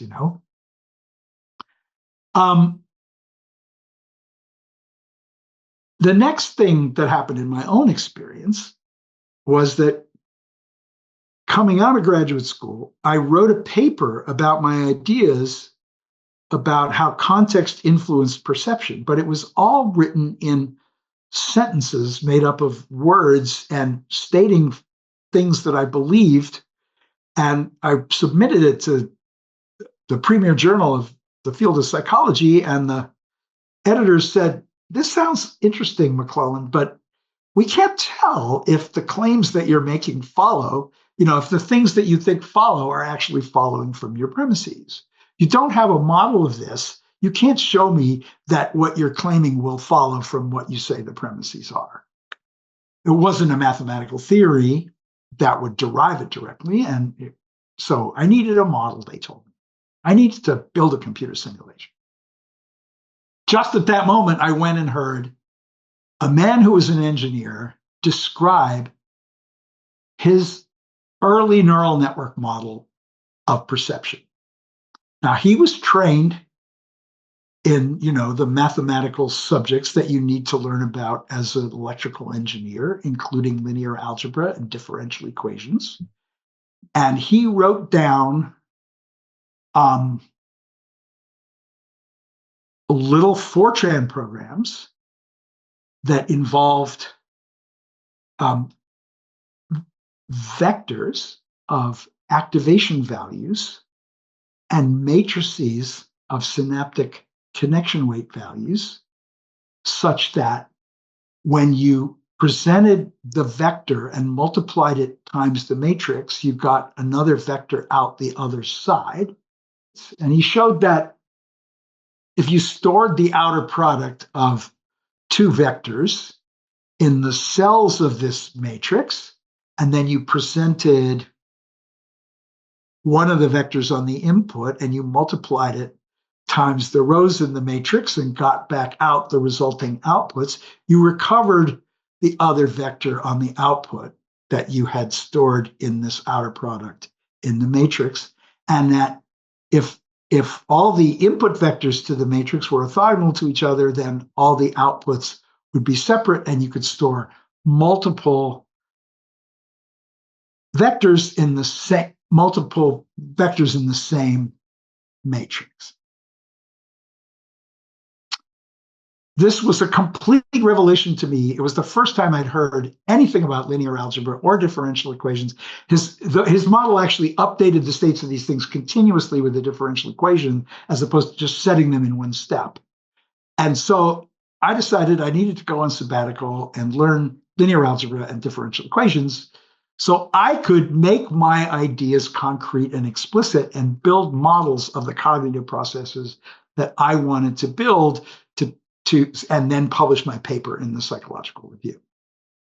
Okay, so this is my introduction to anything having to do with computation and intelligence, coming both from a symbolic perspective, from the lecture I heard by Eric Warner, and the more neural networky like perspective of this man whose name was James Anderson, very early protagonist of distributed neural network models from the early 1970s, who inspired me to do that math.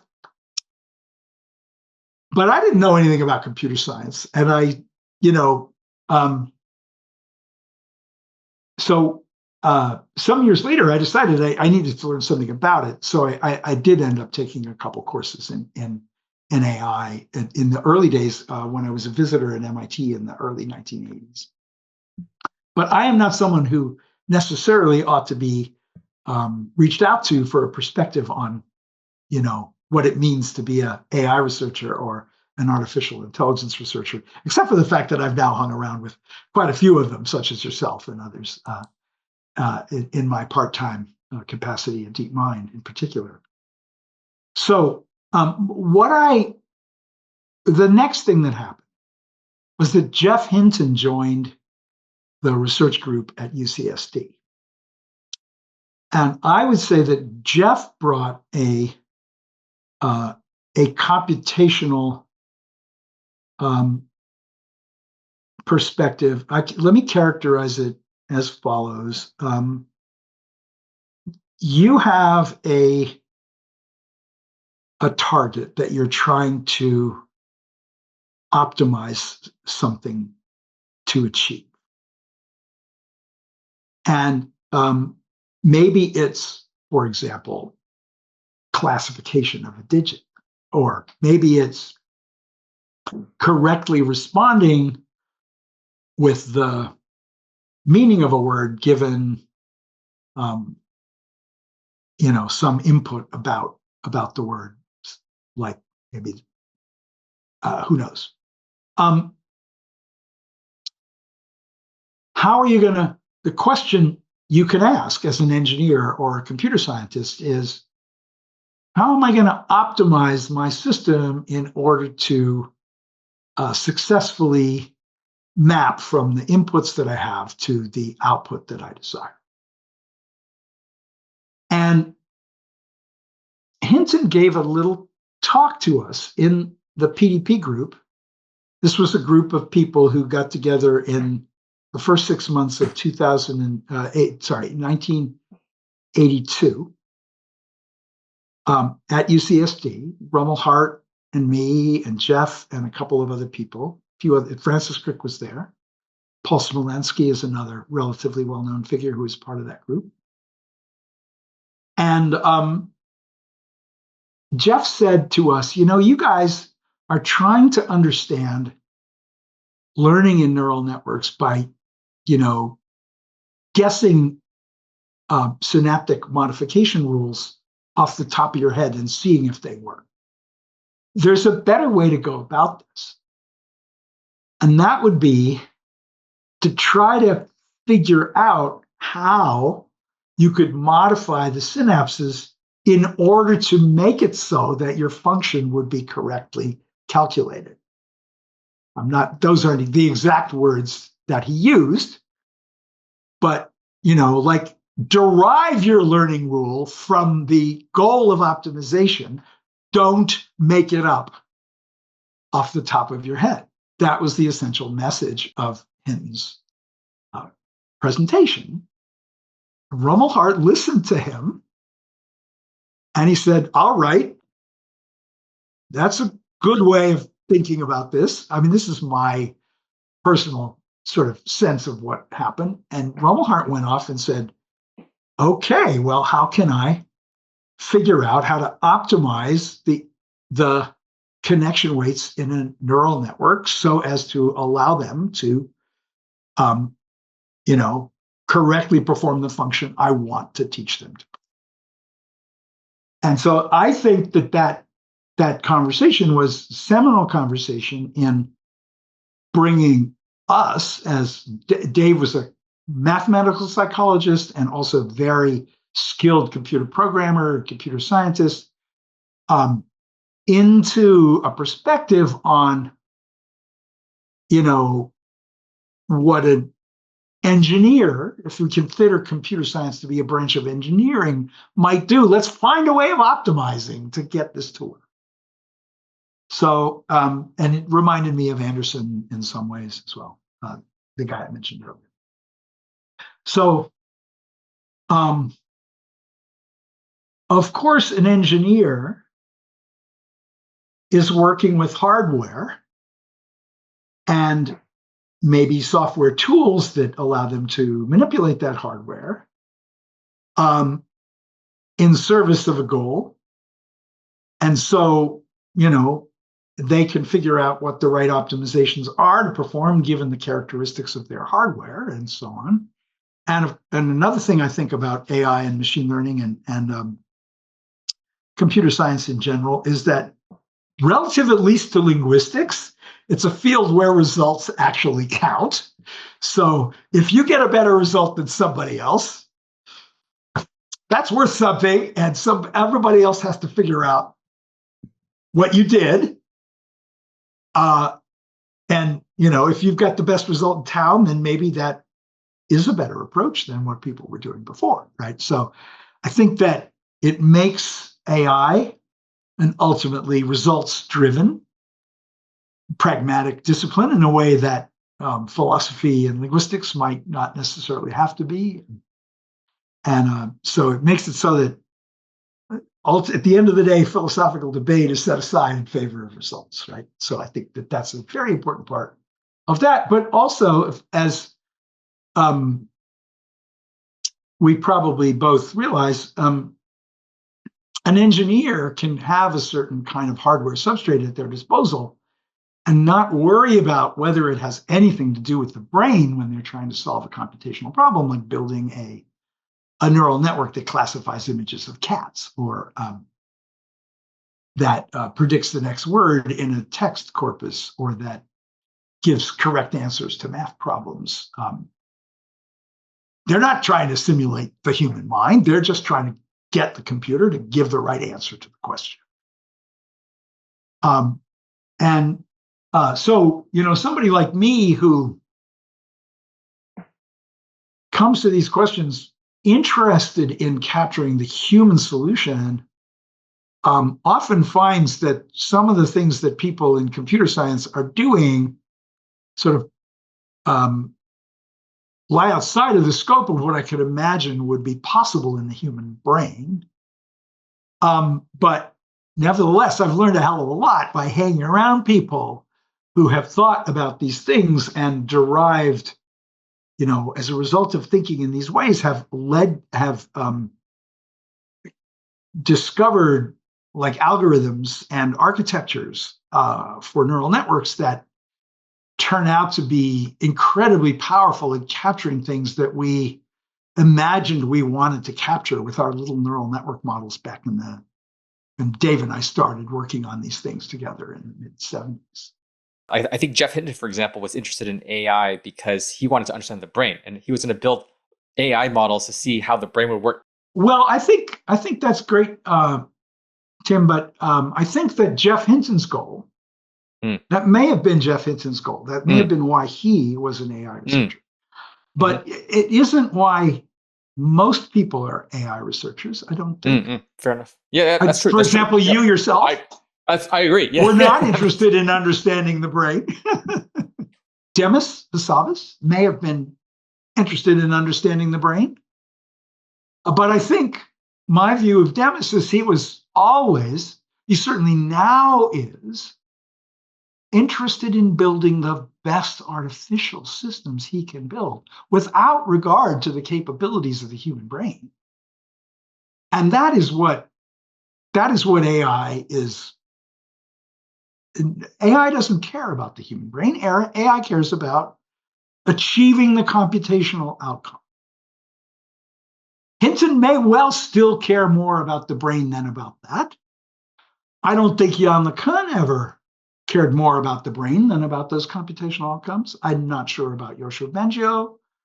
He was always very tight with the computational outcomes. And of course, he's derived a huge amount of insight and guidance from thinking about humans. But I think ultimately he's a bit more of a AI researcher, than Geoff. And so, but people like me and Geoff and Yoshua and Jan are probably on some sort of a continuum of people who like sort of see, if I learn more about if I build models, artificial models that work well, it'll tell me something about the brain and vice versa. I think Geoff definitely thinks that there are things about the brain that we still don't know that are, worth that he was trying to work on rather than work on improving AI and some of his the work that he was doing before he decided to step back from actually doing scientific research. I see. I think this is actually a good segue to explain what PDP is about. What is it? Was it Yeah, what is it, first of all, and then how does it relate to biological brains versus artificial brains? Where does it lie on that spectrum of relevance? So first of all, I think that the PDP research group consisted of a group of people, all of whom had certain specific interests that brought them to finding this enterprise interesting and engaging. And I think I would say it this way. I would say that there were some people who were fascinated by the idea that symbolic like cognition could arise from a neural substrate. I would say that's Paul Smolinski.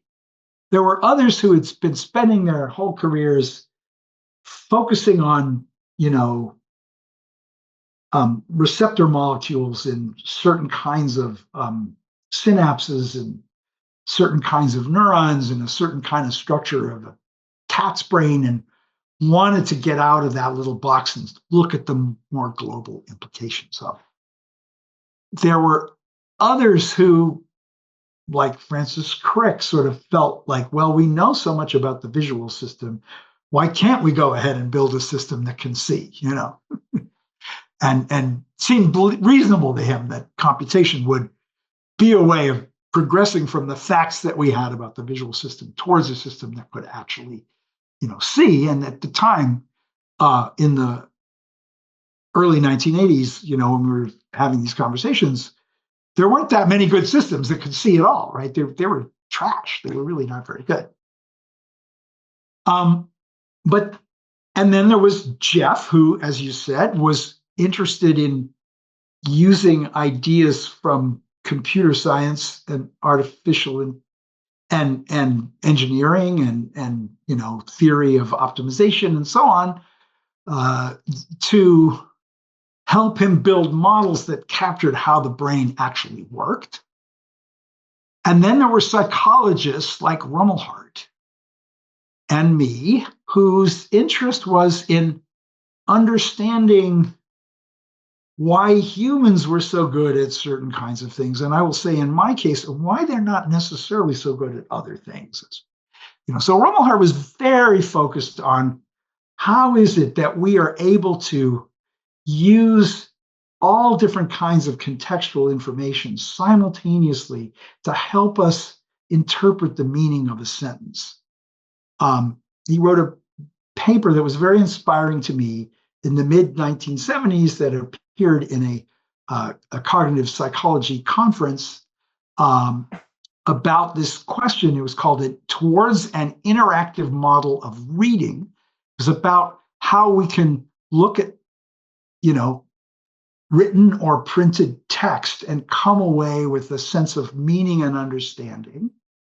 And he argued that interpreting any aspect of the input, be it at the level of the line segments involved, or the letters they make, or the words, or the meanings of those words, or the grammatical categories that those words belong to, or the things that they referred to in a scene that you might have been thinking about, all of those tasks all required the use of clues coming from all the other possible sources of information. And he wanted a system that had that parallel and distributed character of all of those simple neuron-like elements working together simultaneously so that they could all talk to each other and mutually determine the outcome of this interpretation. And so we were motivated, and I was interested in, his paper sort of broadened my own interest beyond, in my case, it was just the role of context in helping you see the letters within a word. But I was also interested in, well, why does the context help you figure out the meaning of a word in a sentence, or which word could fit in a sentence when the visual presentation was very blurry? So I wanted that extra broadening of this idea, but we settled in first on building a model that was designed specifically to account for the details of human behavioral experiments about the perception of letters in words.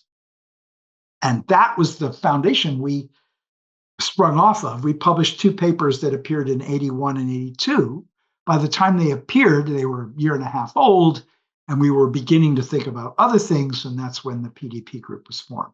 But we had this view that by thinking of human cognition, not in terms of symbols, but in terms of, simple units who sent activation signals to each other by way of weighted connections, we would be able to understand how context influences understanding and perception. And that would be a contribution to our understanding of the human mind. And the fact that for me at least, the fact that it turned out to be relevant to understanding how to build artificial systems was, not something I anticipated or ever imagined or thought about, but may have been something Geoff was hoping for. And who knows whether Dave was thinking along those lines or not. I don't know. Let me rephrase some of that and tell me if this is correct. So Rumelhart studied the phenomenon of reading and was interested in how we come to learn how to recognize letters and words and things like that. And he had a view that it was a kind of let's say a holistic integrated phenomenon where you have, bottom up and top down, right? Letters help you understand words and vice versa. And that kind of perspective led you down this parallel distributed processing approach based on that, trying to understand that specific phenomenon. And that's typical of science, right? You want to study something specific. You then generate a set of principles that can explain that, and then fortuitously that PDP approach was applicable to kind of more broad areas of AI machine learning. Is that somewhat accurate? I think that's a pretty good summary. Yeah, thank you very much. Right. Actually, maybe in the interest of time, the third thing we were going to talk about is different theories of learning. We talked at a high level about PDP as being inspired from reading. I don't know if it's worth kind of going through that example a little bit to show how PDP kind of gets implemented in the process of learning letters and words. I don't know if that might be a good way to explain learning and PDP concretely. So I think that, the one point to make here, and this is something where I've recently had a similar conversation where the learning issue and the processing issues got conflated at this point in the conversation. The model that Dave and I built to capture these interactive processes in reading was hardwired. There was no learning in it at all. We said, let's imagine there are units for visual features of letters and other units for letters and other units for words, and that each letter was connected to the words that it was in with a bidirectional excitatory connection. And each feature was connected to each letter that it was in with a bidirectional excitatory connection. And then let's build a little computer simulation in which each of these neuron-like processing units is, at least conceptually, updating its state in parallel based on the input that it's getting from all the others. So there were these mutual excitatory connections between features and letters and words, and then there were mutually inhibitory connections between word units. Actually, I feel like this is a perfect place where we could draw a picture. Yeah, Jay, why don't you explain to us what this image is all about? Okay, so this is a diagram of the neural network model that Rumelhart and I created, called the interactive activation model of letter perception. And it was a model that was explicitly designed to allow us to present inputs consisting of essentially proxies for line segments that could make up letters, like the letters T, I, M, and E, for example, or any other letters, in 4 positions, and then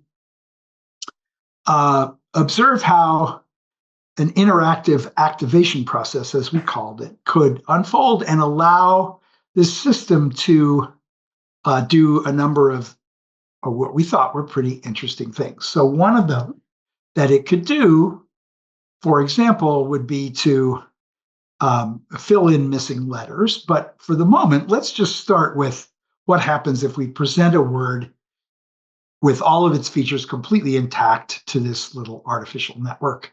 And let's imagine this word is the word time. So in this network, there are units for visual features that might or might not be present at a particular position in this four-letter word. So the first position is the one that has the letter T in it, in this case. And in this case, there is a bar across the top of this position, which we might imagine is associated with one of these pairs of units, and a vertical line down through the middle. And then the other thing is that there is no bar across the bottom of this position. So that makes it a T and not an I. In the second position, there's a letter that has a bar across the top, a vertical bar down the middle, and a bar across the bottom, and that makes it an I and not a T. So there are little neurons for, is there a horizontal bar at the top or not? Is there a vertical bar or not? Is there a horizontal bar at the bottom or not? And what we have active in our input for the letter T is there's a horizontal bar across the top, there's a vertical bar down the middle, and there is not a bar across the bottom. For Jay, could you illustrate actually like which of these because there's lots of arrows and things, like what can you circle maybe okay. Where the distinction between single bar and two bars is happening in this graph? Yeah. Okay, so this pair of neurons here is going to represent the information we have from the input about whether horizontal bar across the top. One of these fires when there is that horizontal bar, and the other fires when there is not. And the letter T has such a bar. So there's an excitatory connection between the letter T and the neuron for the presence of that bar. So you can think of the top one of those two neurons as signaling, oh, the bar's there, and the bottom one signaling, no, the bar isn't there. Yep, I see. Okay. Right. In more familiar language, basically this vector that you circled, that's a one hot vector, and the first activation is there is a bar, and the second one, which is not activated because the arrow points to the top one, that would be no bar, right? Yeah. So that's a one hot vector. Yeah. Okay. Yeah. Great. Similarly, there's all these little one hot vectors here, right? Yep. For different features. So this other one that I'm trying to draw a circle around now is the one for the vertical bar, let's say. Okay, the vertical bar, but down the middle, and this also, the T is connected to the unit for yes, the bar is present. So that's why there's a bidirectional arrow there.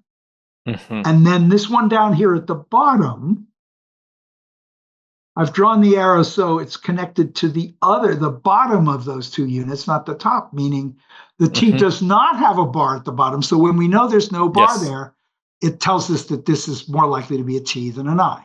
Okay? Right. Okay, and we see that the I differs from the T because that bottom vector there, now the arrow points to the other coordinate of that one hot vector. Yeah, exactly. So those are the connections that encode what features make the letter T, what features make the letter I, the crucial ones. And then, I'm not sure whether I've got verisimilitude throughout the rest of this, but the general idea is that for each of the 14 possible features, there are, the features either present or absent in the given letter, and the connections sort of capture that. Sure. Okay. Sure. So then we see that there's 4 complete sets of these little one-hots, for feature level one-hots. So we could write F for feature level here beside this down here. Sorry, 4 because you have 4 letters? Yeah. Okay. So we're processing words that are always 4 letters long in this little one. Oh, I see. And okay, so there's sort of like 3 levels here. There's the level of these binary one-hots, and then there's the second level above that. I guess, is that letter space? Yeah. So Okay. there aren't 27 actual circles there, but there are 26. But there should be 26 circles there, one for each of the possible letters that could be in each of the 4 positions. Okay. And I'm guessing now it's words. Words are the next level. Words are the next level up. Okay. And we had a list of words that we got from a corpus of words in the English language. We took all the 4-letter words in this corpus, and we had a unit for each of those words in our model. Okay. And there are bidirectionally excitatory connections between each of the position-specific letter units and the words. So the letter T in the first position is connected to all the words that begin with T, including the word time, illustrated here. But the letter T in the fourth position is connected to words like mint, end in T, not the words that begin in T, right? So we have this explicit encoding of possible features that could make letters up, possible letters in each of the 4 positions, and possible words that they could spell. Sorry, could you say again how ordering is captured here? So if you had mint, how is that T connection manifest? So the word mint would have a neuron up here, maybe this one, that's connected to the unit for the T in the 4th position. Oh, I see. Yeah. Like that. Got it. Okay. And that answers my question. In the first position. Got like that. Okay? Okay. So if the fully connected network has lots and lots of connections, because each word has 4 bidirectional excitatory connections. Yep. And each letter has a set of bidirectionally excitatory connections with the features. So that's the full connectivity of this. And you can see that it's kind of like a convolutional network because it's got 4 positions within which exactly the same filters are, features and letters are replicated 4 times. Okay. So I don't see the convolutional. It's more to me like a feed-forward network in some sense, right? Yeah, it is. But the sets of connections within the first position between the features and the letters. Oh, I see. Because they're translation invariant. It doesn't matter where. Yeah. The same connections are used over here as well. And of course, since we made these connections up, we had a single matrix of connections that we applied to each of the 4 positions in just the same way you use the same matrix of connections in a convolutional neural network. Right. The only difference is we didn't learn them. Although you could have made them all distinct, in which case you'd have a kind of like a positional encoding in a sense, right? That's not what we did. Okay, but I'm just saying you could have done it that way. We wanted to be simple and clean and clear about this. So am I understanding this right? So you have these arrows. Each arrow corresponds to a parameter, a weight. That is some fixed number. It's not learned, it's static. We don't know what those values are yet, but they are going to be in the L to F, the weights between L and F. Those are shared in the sense that the 3 weights, for example, T, between T and its 3 features, those are the same if T were in the 2nd or 3rd or 4th position. That's right. Yeah. Okay. Yeah. Okay, great. So these weights were 1s and 0. Oh, wow. Oh, so it's like basically a, I don't know, bag of features essentially, right? Yeah. Okay. The letter T is made of these features. The letter I is made of those features. These are the 1s. These are the 0s. Sorry. So what does arrow actually mean mathematically? Are you concatenating them or what?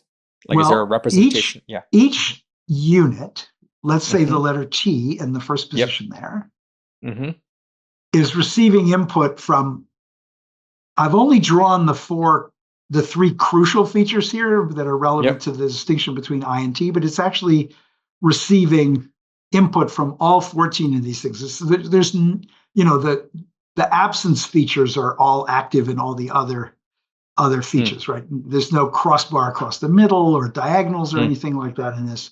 So this guy, when the letter T is present there and free and clear, you got the full image of that letter T without any obfuscation or anything. There's 14 excitatory inputs going to that neuron for the letter T. Each of them has a connection value of 1. So, and then there's a scalar, which is a global parameter that we use to sort of scale those down to a smaller overall magnitude, so that we're calculating a net input to this neuron, or what you might call pre-activation in some of the terminology machine learning researchers sometimes use, coming from a set of input neurons to a receiving neuron. Okay, so let me see if I understand. So there's actually, it's basically fully connected because you actually have an arrow between all 14 features in the T, but the weights on the irrelevant features are 0 or very small, and the weights on the relevant features are I don't know, scaled up to a large value. First of all, is that what you meant to say? That's right. Okay. Yes. And then and so then my next question was sort of like, what's happening at T? Are you now taking a sum of these vectors, and then, I don't know, maybe you apply a sigmoid in sort of my modern thinking of neural networks, or what is that? What is the functional dependency of these arrows? So in this model, we considered the activation process to be a continuous process. So it obeys a little differential equation. Okay. And so basically the idea is that the activations of all of the units at time T are used to provide the net input, what we called the net input, or to each unit at time T, based on all the other units. So they each receive input from all the other units based on the weighted connections. And after we've calculated the net input to every neuron in the network, we make a small adjustment to the activations of these units. If the net input is excitatory, the activation goes up. If the net input is inhibitory, it goes down. And the amount by which it goes down is a function of how far away it is from the upper bound or the lower bound of this range that we boxed it in. So what is the functional form of the dependence on, say, the T neuron with the input features, right? So I'm guessing that's net sub I equals So the thing on the right-hand side. So we were inspired by thinking about neurons when we built this model, and we thought of each neuron as adding up all of the influences it receives from other neurons via weighted connections. And we also had the possibility of having an external input to each neuron. Okay, so the feature level gets direct external input. You can think of it as basically clamping the feature units if you want.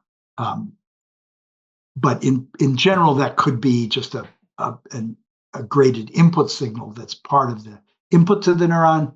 That's a detail. But let's imagine we've clamped the feature units into various states, and we don't have to worry about this external input to any of the letters or the word units. And what we do in this model is that we simulate a continuous process of settling into a global state of an interpretation, if you like, of the input, as a series of time steps, each of which involves calculating the net input based on the outputs that the neurons have from the previous time step, and then updating activations based on those net inputs, and then sending outputs where the output is equal to the activation subject to a ReLU. So if the activation is less than 0, Output is 0. If the activation is greater than 0, it's the activation. Sorry, when you say time step, what is time here? Upwards in this diagram or left to right? Time is synchronous across the entire architecture. This is a parallel distributed processing system. Each one of these simple neuron-like processing elements is working simultaneously to update its state based on the input it gets from the neurons from their preceding state. So this equation is at some time step t, the net input to neuron I is the weighted sum of the outputs of the other neurons at that time step, plus any external input. They all get their net inputs simultaneously based on the states that all of them had at the end of the previous time step. At this current step, the neurons have their outputs from the end of the previous step. We have our connection weights for each neuron. We can calculate its net input. If the net input is greater than 0, we're going to increase its activation towards the maximum. We set the maximum to 1 for simplicity. So, for example, if the unit's activation is already 0.9, 1 minus 0.9 is going to be a smaller number than if the unit's activation is currently, let's say, 0. And this causes it to essentially never escape the upper bound of 1. But gradually, if the net input is positive, it goes upwards till it reaches some equilibrium. And then there's this decay term, which tends to make it decay back down towards a resting value. So if the current activation is large, the resting value is minus 0.1, it'll take a big step downward, or there'll be a pressure to go down back toward that resting level. Okay, so when the input comes on, activations gradually grow, and when you turn them off again, they die away. It's like when you see something, you see it, and when it's gone, it fades away. This update rule applies, for example, for the connections going into L from F, and then also from L to W, right? Yeah. Is that right? Both layers are being updated at the same time. It's a synchronous process. Right. So at first, all the words are off and all the letters are off. So at the very beginning, the letters are beginning to get input from the features and the words are getting nothing from the letters. But gradually the letters will start to get activated and begin to send activation to the words, and it'll then settle into a... think I see what's going on. So for each, this is an update rule for this like basically dynamical system, and you keep iterating it until it settles. Yeah. Because I'm just thinking usually of like feed forward, in the artificial neural network sense, where you just go one pass and you're done. But this one is like, oh, actually there's a system, and you just keep iterating this rule and it converges to a system. And that's like it's the steady state of that system that is what remains at the end of this reading process. So this is a very different perspective than a normal feed-forward neural network, right? Well, of course it is in some ways a very different perspective, but it's also, a process that unfolds via weighted connections. And so, but this is where we started. This is, and we wanted to, we were trying to capture the fact that in the experiments that I had done as a PhD student, when a letter appears in a word, it seems to dwell before the mind better than when it appears all by itself. But you only see that effect if the letter is presented briefly and then it's followed by a pattern mask that sort of wipes out the features that were there when you presented the word. And so the way I think about this is that the letters come in, they start the features come in, they start exciting the letters incite the words feed back to the letters, and then because of that bidirectional excitatory sort of resonance, if you like, or Right. mutual support, the pattern of activation survives longer and hovers before the mind's eye, even after you replace the visual input with a set of random new features. So I was going to say this update rule is the fact that you have to iterate is very much tied to the fact, it seems to me, because of this bidirectional association, right? Because with the feed forward, it's like, oh, the next layer depends solely on the previous layer. And so you just compute it and you're done and you just hand it off to the next layer. But this one, because of bidirectional, you have to kind of keep iterating, right? To get to the steady state. Yeah. Mm-hmm. So it's very much like a Hopfield network in a sense, right? But the Hopfield had two kinds of networks. He had synchronous and asynchronous update networks. His 82 paper, he used asynchronous update. Each neuron updates its state based on the state of all the others from the previous update. So he just jumped around randomly, updating neurons one at a time. I see. Okay. Yeah. But in his synchronous model, each neuron makes this small type adjustment at each time step based on all the others at the previous time step. And so Hopfield's continuous Hopfield networks were very similar to these models in that sense of a gradual settling to a fixed point. Yeah, so how do I say?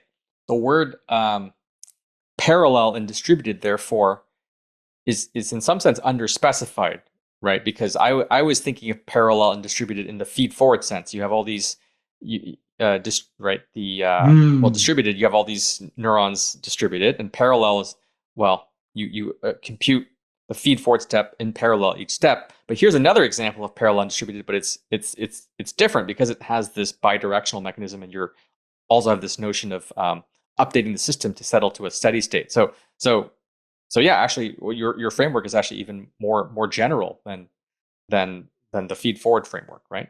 Yeah, I think that's probably true, and I think it actually is a closer characterization of the processes that actually occur in the brain, because we know that the neurons in different brain areas are almost always reciprocally connected to each other. So even distributed across multiple brain areas, I think of there being this continuous parallel distributed process that allows us to settle into interpretations of, let's say, if we're looking at a visual image and somebody's saying things to us as we're looking at it, we can be updating our sense of what it is about the things in the image that they're saying something about in parallel with processing the image. And there's this mutual constraint satisfaction process that goes on that allows, the visual and the auditory to influence the outcome, and just the same, and each other, and the way we hear the sounds and the way we see the visual parts of the input, in the same way that the word level influences the way we see each of the different letters within the word. So you see that analogy, but you could think of each of the letter positions as being like a different source of information about something, and that convergent set of word units as being this sort of convergent representation about where different patterns represent different things, and the bidirectional connections being the things that allow information about any one aspect of this to inform you about other aspects and influence the way you experience the sound that the thing makes while you're seeing what it looks like. So there's a bit of mathematics here. What does this model actually do? Like, what was the success of this? Well, if we were to present input to the second letter position, but we hid the feature at the bottom of that position so that the input didn't distinguish between the I and the T, the model would settle into a state where the I is more activated than the T in the second position, right? Because the other letters in the context would say, oh, this must be the word time. So this letter must be the letter I and not the letter T, because there's no T in the second position of the word time. So it's a system that does perceptual inference using all the letters in the word to influence its decisions about the identity of all the other letters in the word in parallel. You know, in experiments that people had done in psychology, some of them actually at the very end of the 19th century, I was talking, people were beginning to do experiments on these kinds of things back then. They would present words very briefly to human subjects to look at. And the human subject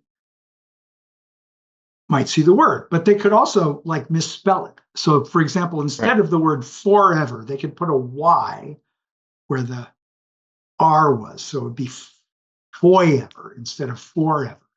And when you present this to people very briefly, they thought they saw the word forever, but there was something a little funny about it, but I saw forever. Other experiments people did with speech, they took spoken words and they sliced out a tiny little bit of the word and they replaced it with noise. Okay.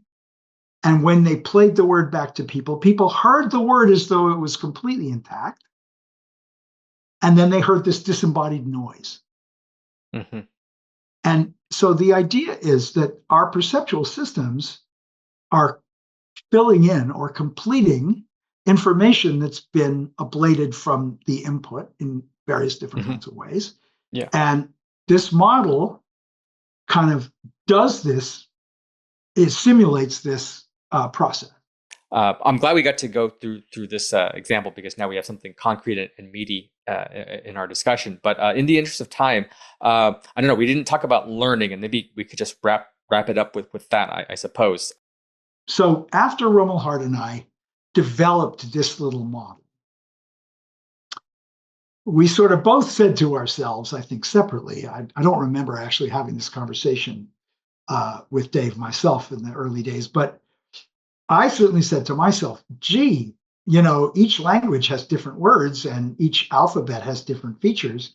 So clearly, if we have a neural network like this in our minds, it must be learned. It can't be hardwired, you know. So there must be some process whereby experience give rise to, you know, connections between neurons that make it so that these kinds of processes can occur. And I think at that point, we both started to explore, maybe slightly out separately. I remember Dave went on sabbatical for a year to Stanford, and so we were not actually physically together for a period of time in there.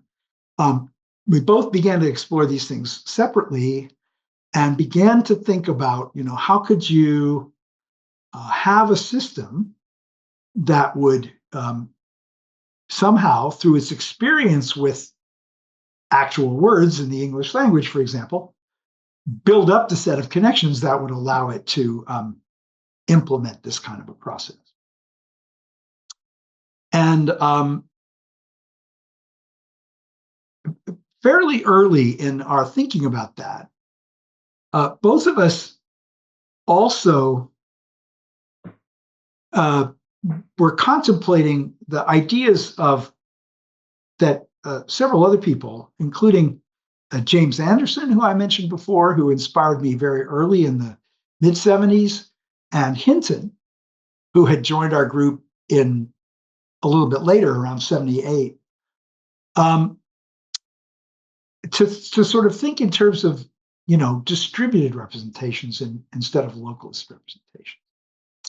And as soon as we started thinking about learning, it's like, well, you know, we said to ourselves, well, why would the brain necessarily know to dedicate a neuron to this? You know, maybe we should think more just in terms of, you know, patterns of activation that sort of latently represent things. And Hinton and Anderson and a few other people had been arguing for that kind of an approach throughout the 70s. So this alternative to think in terms of okay, the network should use distributed representations instead of, localist representations. It should be patterns that we worry about and not connections between specific units that stand for specific cognizable things. But we both started to think about in the early 1980s. So this is where we can contrast a sort of a biological as opposed to a computational perspective on how to think about learning. From the biological perspective, a man named Donald Hebb introduced an idea in a very influential book that he wrote in the late 1940s, which is called, Hebb's learning rule, which is basically the idea that when one neuron participates in firing another neuron, the strength of the connection between them is increased. That was his phrasing. If neuron A participates in firing neuron B, some aspect of the influence of neuron A on neuron B is facilitated so that next time neuron A fires, it'll have a slightly stronger influence on neuron B. So this is called the Hebbian learning rule, and it's often written down, the change in the connection weight to neuron B from neuron A is equal to the product of the activation of the sending neuron A, and that is some scale factor like a learning rate times the activation of the receiving unit multiplied by the activation of the sending. So it's basically a product of the activation of the sender and the receiver. Simple associative learning. Neurons that fire together, wire together is what neuroscientists say when they want to get this idea across very briefly. Oh, cool. Neurons that fire together, wire together. Sounds good. Let's try to build a learning algorithm out of that. And so, you can write down equations that are based on that rule. And many people who are interested in how the brain actually learns have studied Hebb-like learning rules. So they involve this outer product of the sending and the receiving unit activation. They usually involve additional terms so that all the quantities don't always grow to infinity. And they usually imagine that the synapses are either excitatory ones or inhibitory ones, so that the excitatory ones can never go below zero, and maybe they're capped at some maximum, and the inhibitory ones can never go above zero, and they're capped at some minimum. And so you could see tons and tons of equations in various papers trying to understand how self-organization processes occur in the visual system from the late 1980s, using simulations of ensembles of little neuron-like processing units that adjust their weights according to Hebbian learning principles. And a man named Steve Grossberg was a very influential mathematical. He was trained as a mathematician as an undergraduate, and then became a theoretical neuroscientist, mathematical neuroscientist anyway, at an early point. And he wrote down a lot of Hebb-like learning rules himself, and explored how they could be used to, learn things like, oh, gee, if it just so happened that these four letter level neurons excited that word level neuron, then we would strengthen the connections and it would become a stronger instantiation of that word neuron. And maybe some, process like that, where random connections coupled with Hebbian learning would result in familiar patterns that occurred repeatedly in inputs, recruiting neurons to represent them, and then becoming these word-like, these things that represented these familiar patterns of co-occurrences in inputs. And there may be some element of truth to this idea even now, but people tried to use that to build systems that would actually map inputs to specific target outputs, and it it wasn't sufficient, right? And Geoff Hinton came and gave this talk to us when we were thinking about these ideas after Rumelhart and I got back together in the early 80s, and we brought the PDP group together. And he said, look, you want to not think about your learning rule just as an inspiration from biology, but as something that actually successfully optimizes some function. And, there was a guy named Bernie Widrow at Stanford, who was in the engineering school at Stanford, who optimized one-layer linear neural networks to do very simple things using a learning rule he called that he and a co-author invented. I forget what he called it, but you could think of it as an error-correcting learning rule. You have activations of some input units. You have a matrix of connection weights from these input units to some receiving units. You have some desired state you want those receiving units to have based on the activations of these input units. These are all continuous real valued vectors. And, all you do is you multiply the activation of all these sending units times the current values of the connection weights. You calculate the input to the receiving unit. It's a linear unit, so that's very simple. That's its activation. Then you have your teaching signal, and then you want to just figure out, how do I adjust those connection weights to make it so that next time it'll be more like the teaching signal than it is now. So there's you could take the derivative and you could find out how to adjust those connection weights directly from input neurons to output neurons to optimize the connections in this one-layer continuous network, right? That's what Widrow and his collaborator Hoff did in the paper that they published, I think, in the early 1960s. Very similar to Rosenblatt's perceptron, except Rosenblatt used discrete neurons instead of continuous ones. And that was the big breakthrough for Rumelhart. It was using continuous neurons. So we're going to do gradient descent, but you can't do that with discrete neurons because there's no derivative.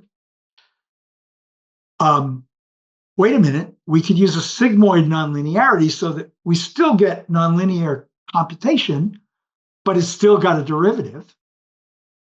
And so Rumelhart, first thing he did was, he said, well, okay, let me figure out how to, so if I have that nonlinearity, I could still figure out what the derivative is, taking that nonlinearity into account, right? And so he then had a model that could train a layer of weights from a set of input units to a set of output units, even if there was a nonlinear activation function at the set of output units.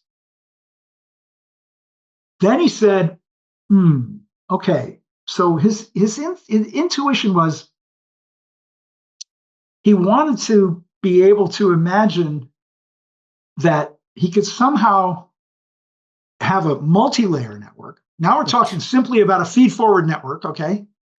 I think, so if you look at Rumelhart's, the chapter in the PDP volumes by Rumelhart, and I will send you that afterwards. The basic idea is the question was, well, what do you do if you've got a hidden layer? You don't have direct inputs. You're not specifying the activations of the hidden units.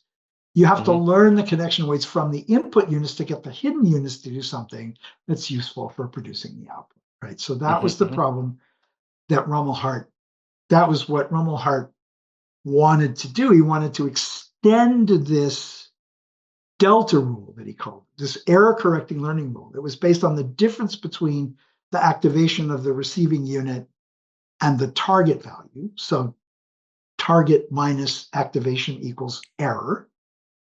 That's the error. We're going to correct that error. But we want to propagate that error. He thought about it as sending that error signal back to the hidden units so that each hidden unit could know how adjusting its input from the previous layer could help it reduce the error at the output layer. And so he thought he was figuring out how he could backpropagate the error signal across the output neurons so that each neuron at the hidden layer would have a kind of a quantity which was similar to the delta quantity that he calculated at the output, so that at each synapse, he could multiply the activation of the sending unit times the delta on the receiving unit to get the weight update that would essentially correspond to taking the gradient step. So delta is essentially equal to minus the partial derivative of the error with respect to the net input to a neuron. You've gone backwards through any nonlinearity or any previous layers of weights to get this delta quantity, which is the partial derivative of the error with respect to the net input to the unit, simply the weighted sum, same equation we've got here, and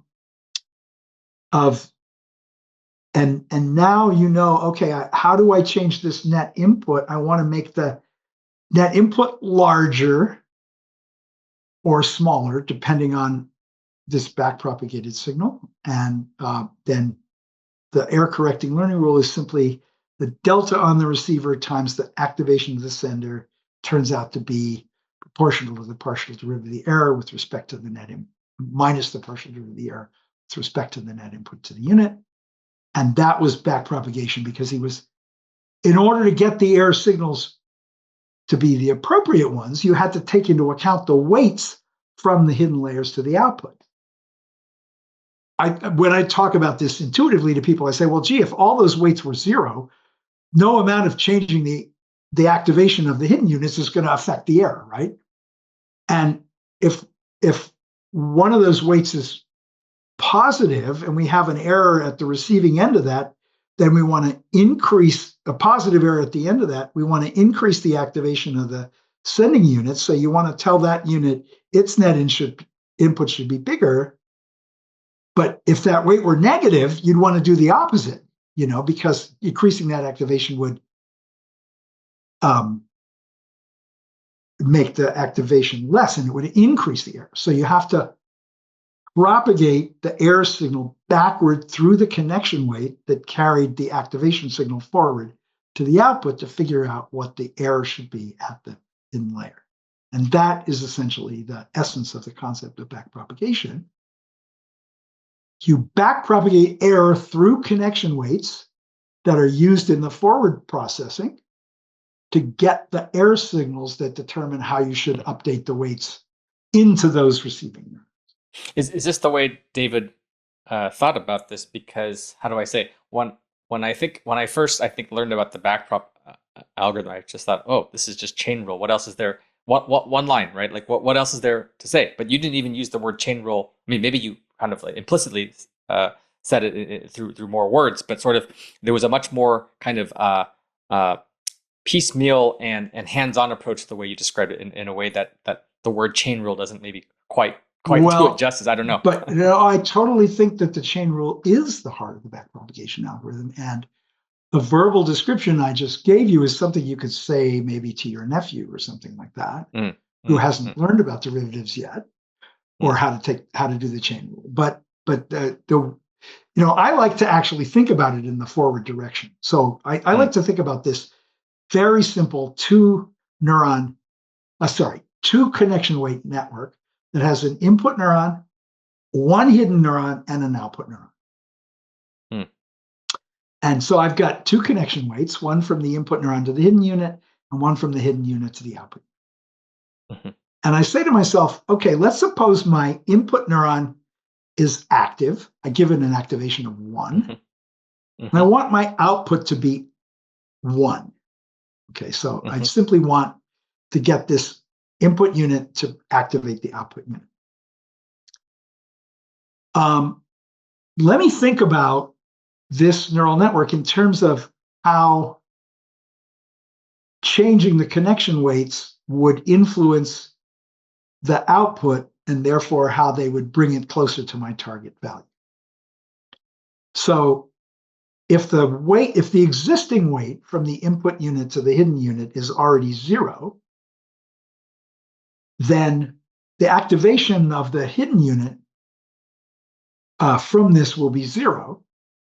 And so a change that I might make from that hidden unit to the output won't make any difference, because even if I increased it, there would be no activation on the sending side, so that wouldn't help.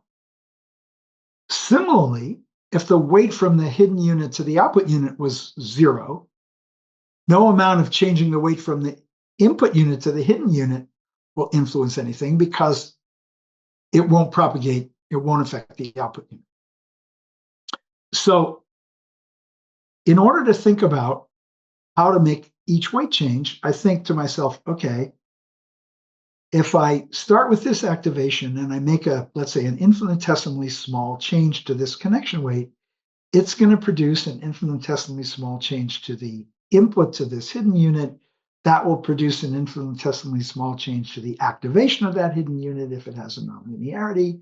That in turn will produce an infinitesimally small change to the input to the output unit. That in turn will produce an infinitesimally small change to the activation of that output unit. And that in turn will produce an infinitesimally small change to the error between the target and the activation of that output unit.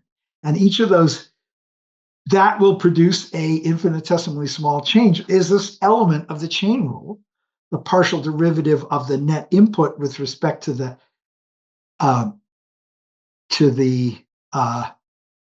activation of the sending unit, the partial derivative, etc. So each of those is a step in the chain rule, and you can write it as a sequence of little partial derivatives of these variables with respect to each other in this chain.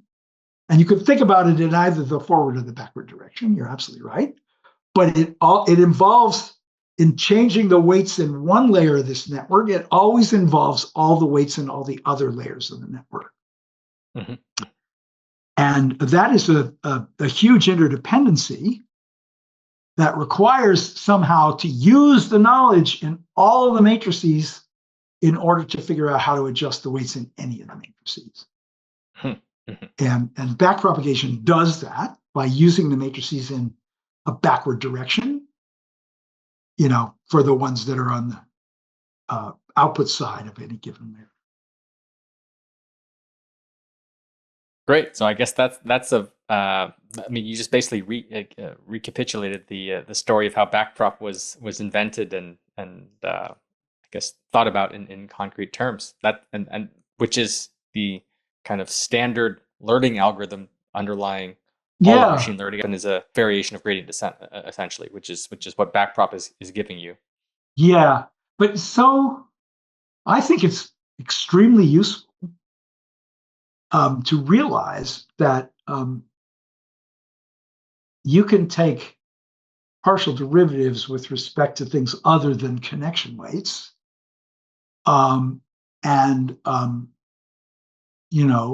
that you could generalize this idea of using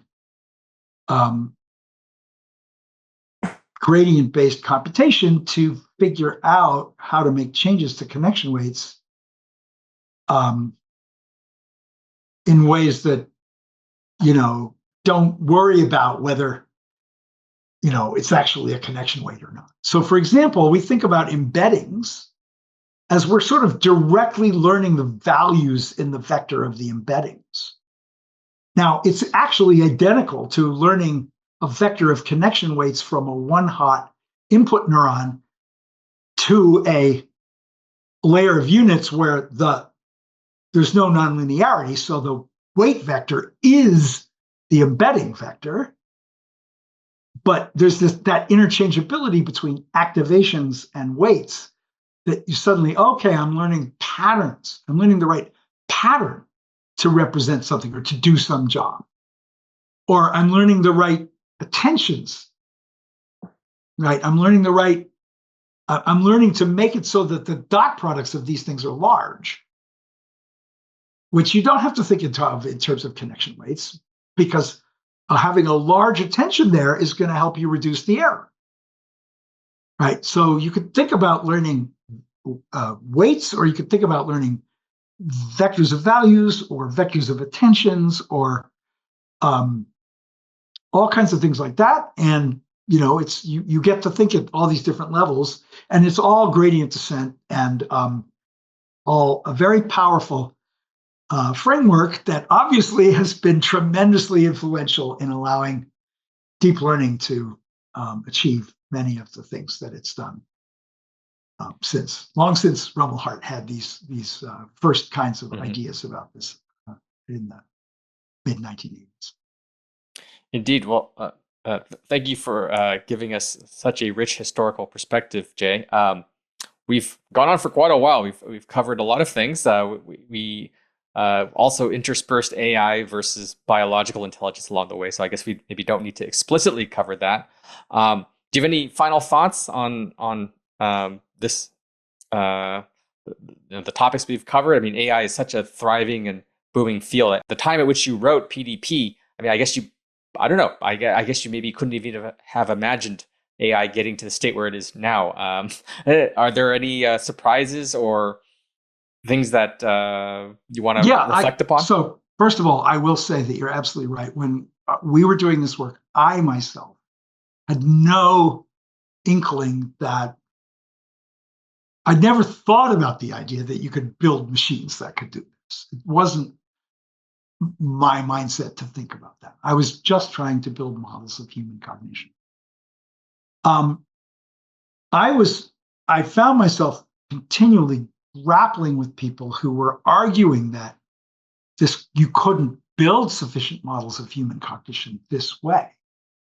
And when we were in the period after the introduction of backprop, before the GPUs of the second decade of the 21st century came along, we were stuck in this world where we had these little toy models that could illustrate how the kinds of things that we thought, underlay sort of aspects of human intelligence could be captured in toy networks, but we couldn't build them at scale.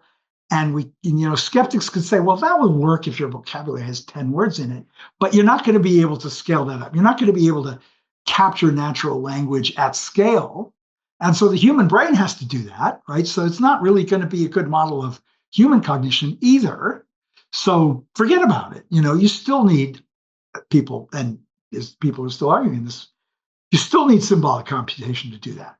Well, they're arguing it less and less fiercely, and some of them have changed their minds and gone a different route based on the insights. But it was still a profound frustration to me that these models that seem to have so much potential, they couldn't fully realize the potential to capture the nuances of our actual human cognition. And I think machine learning has taken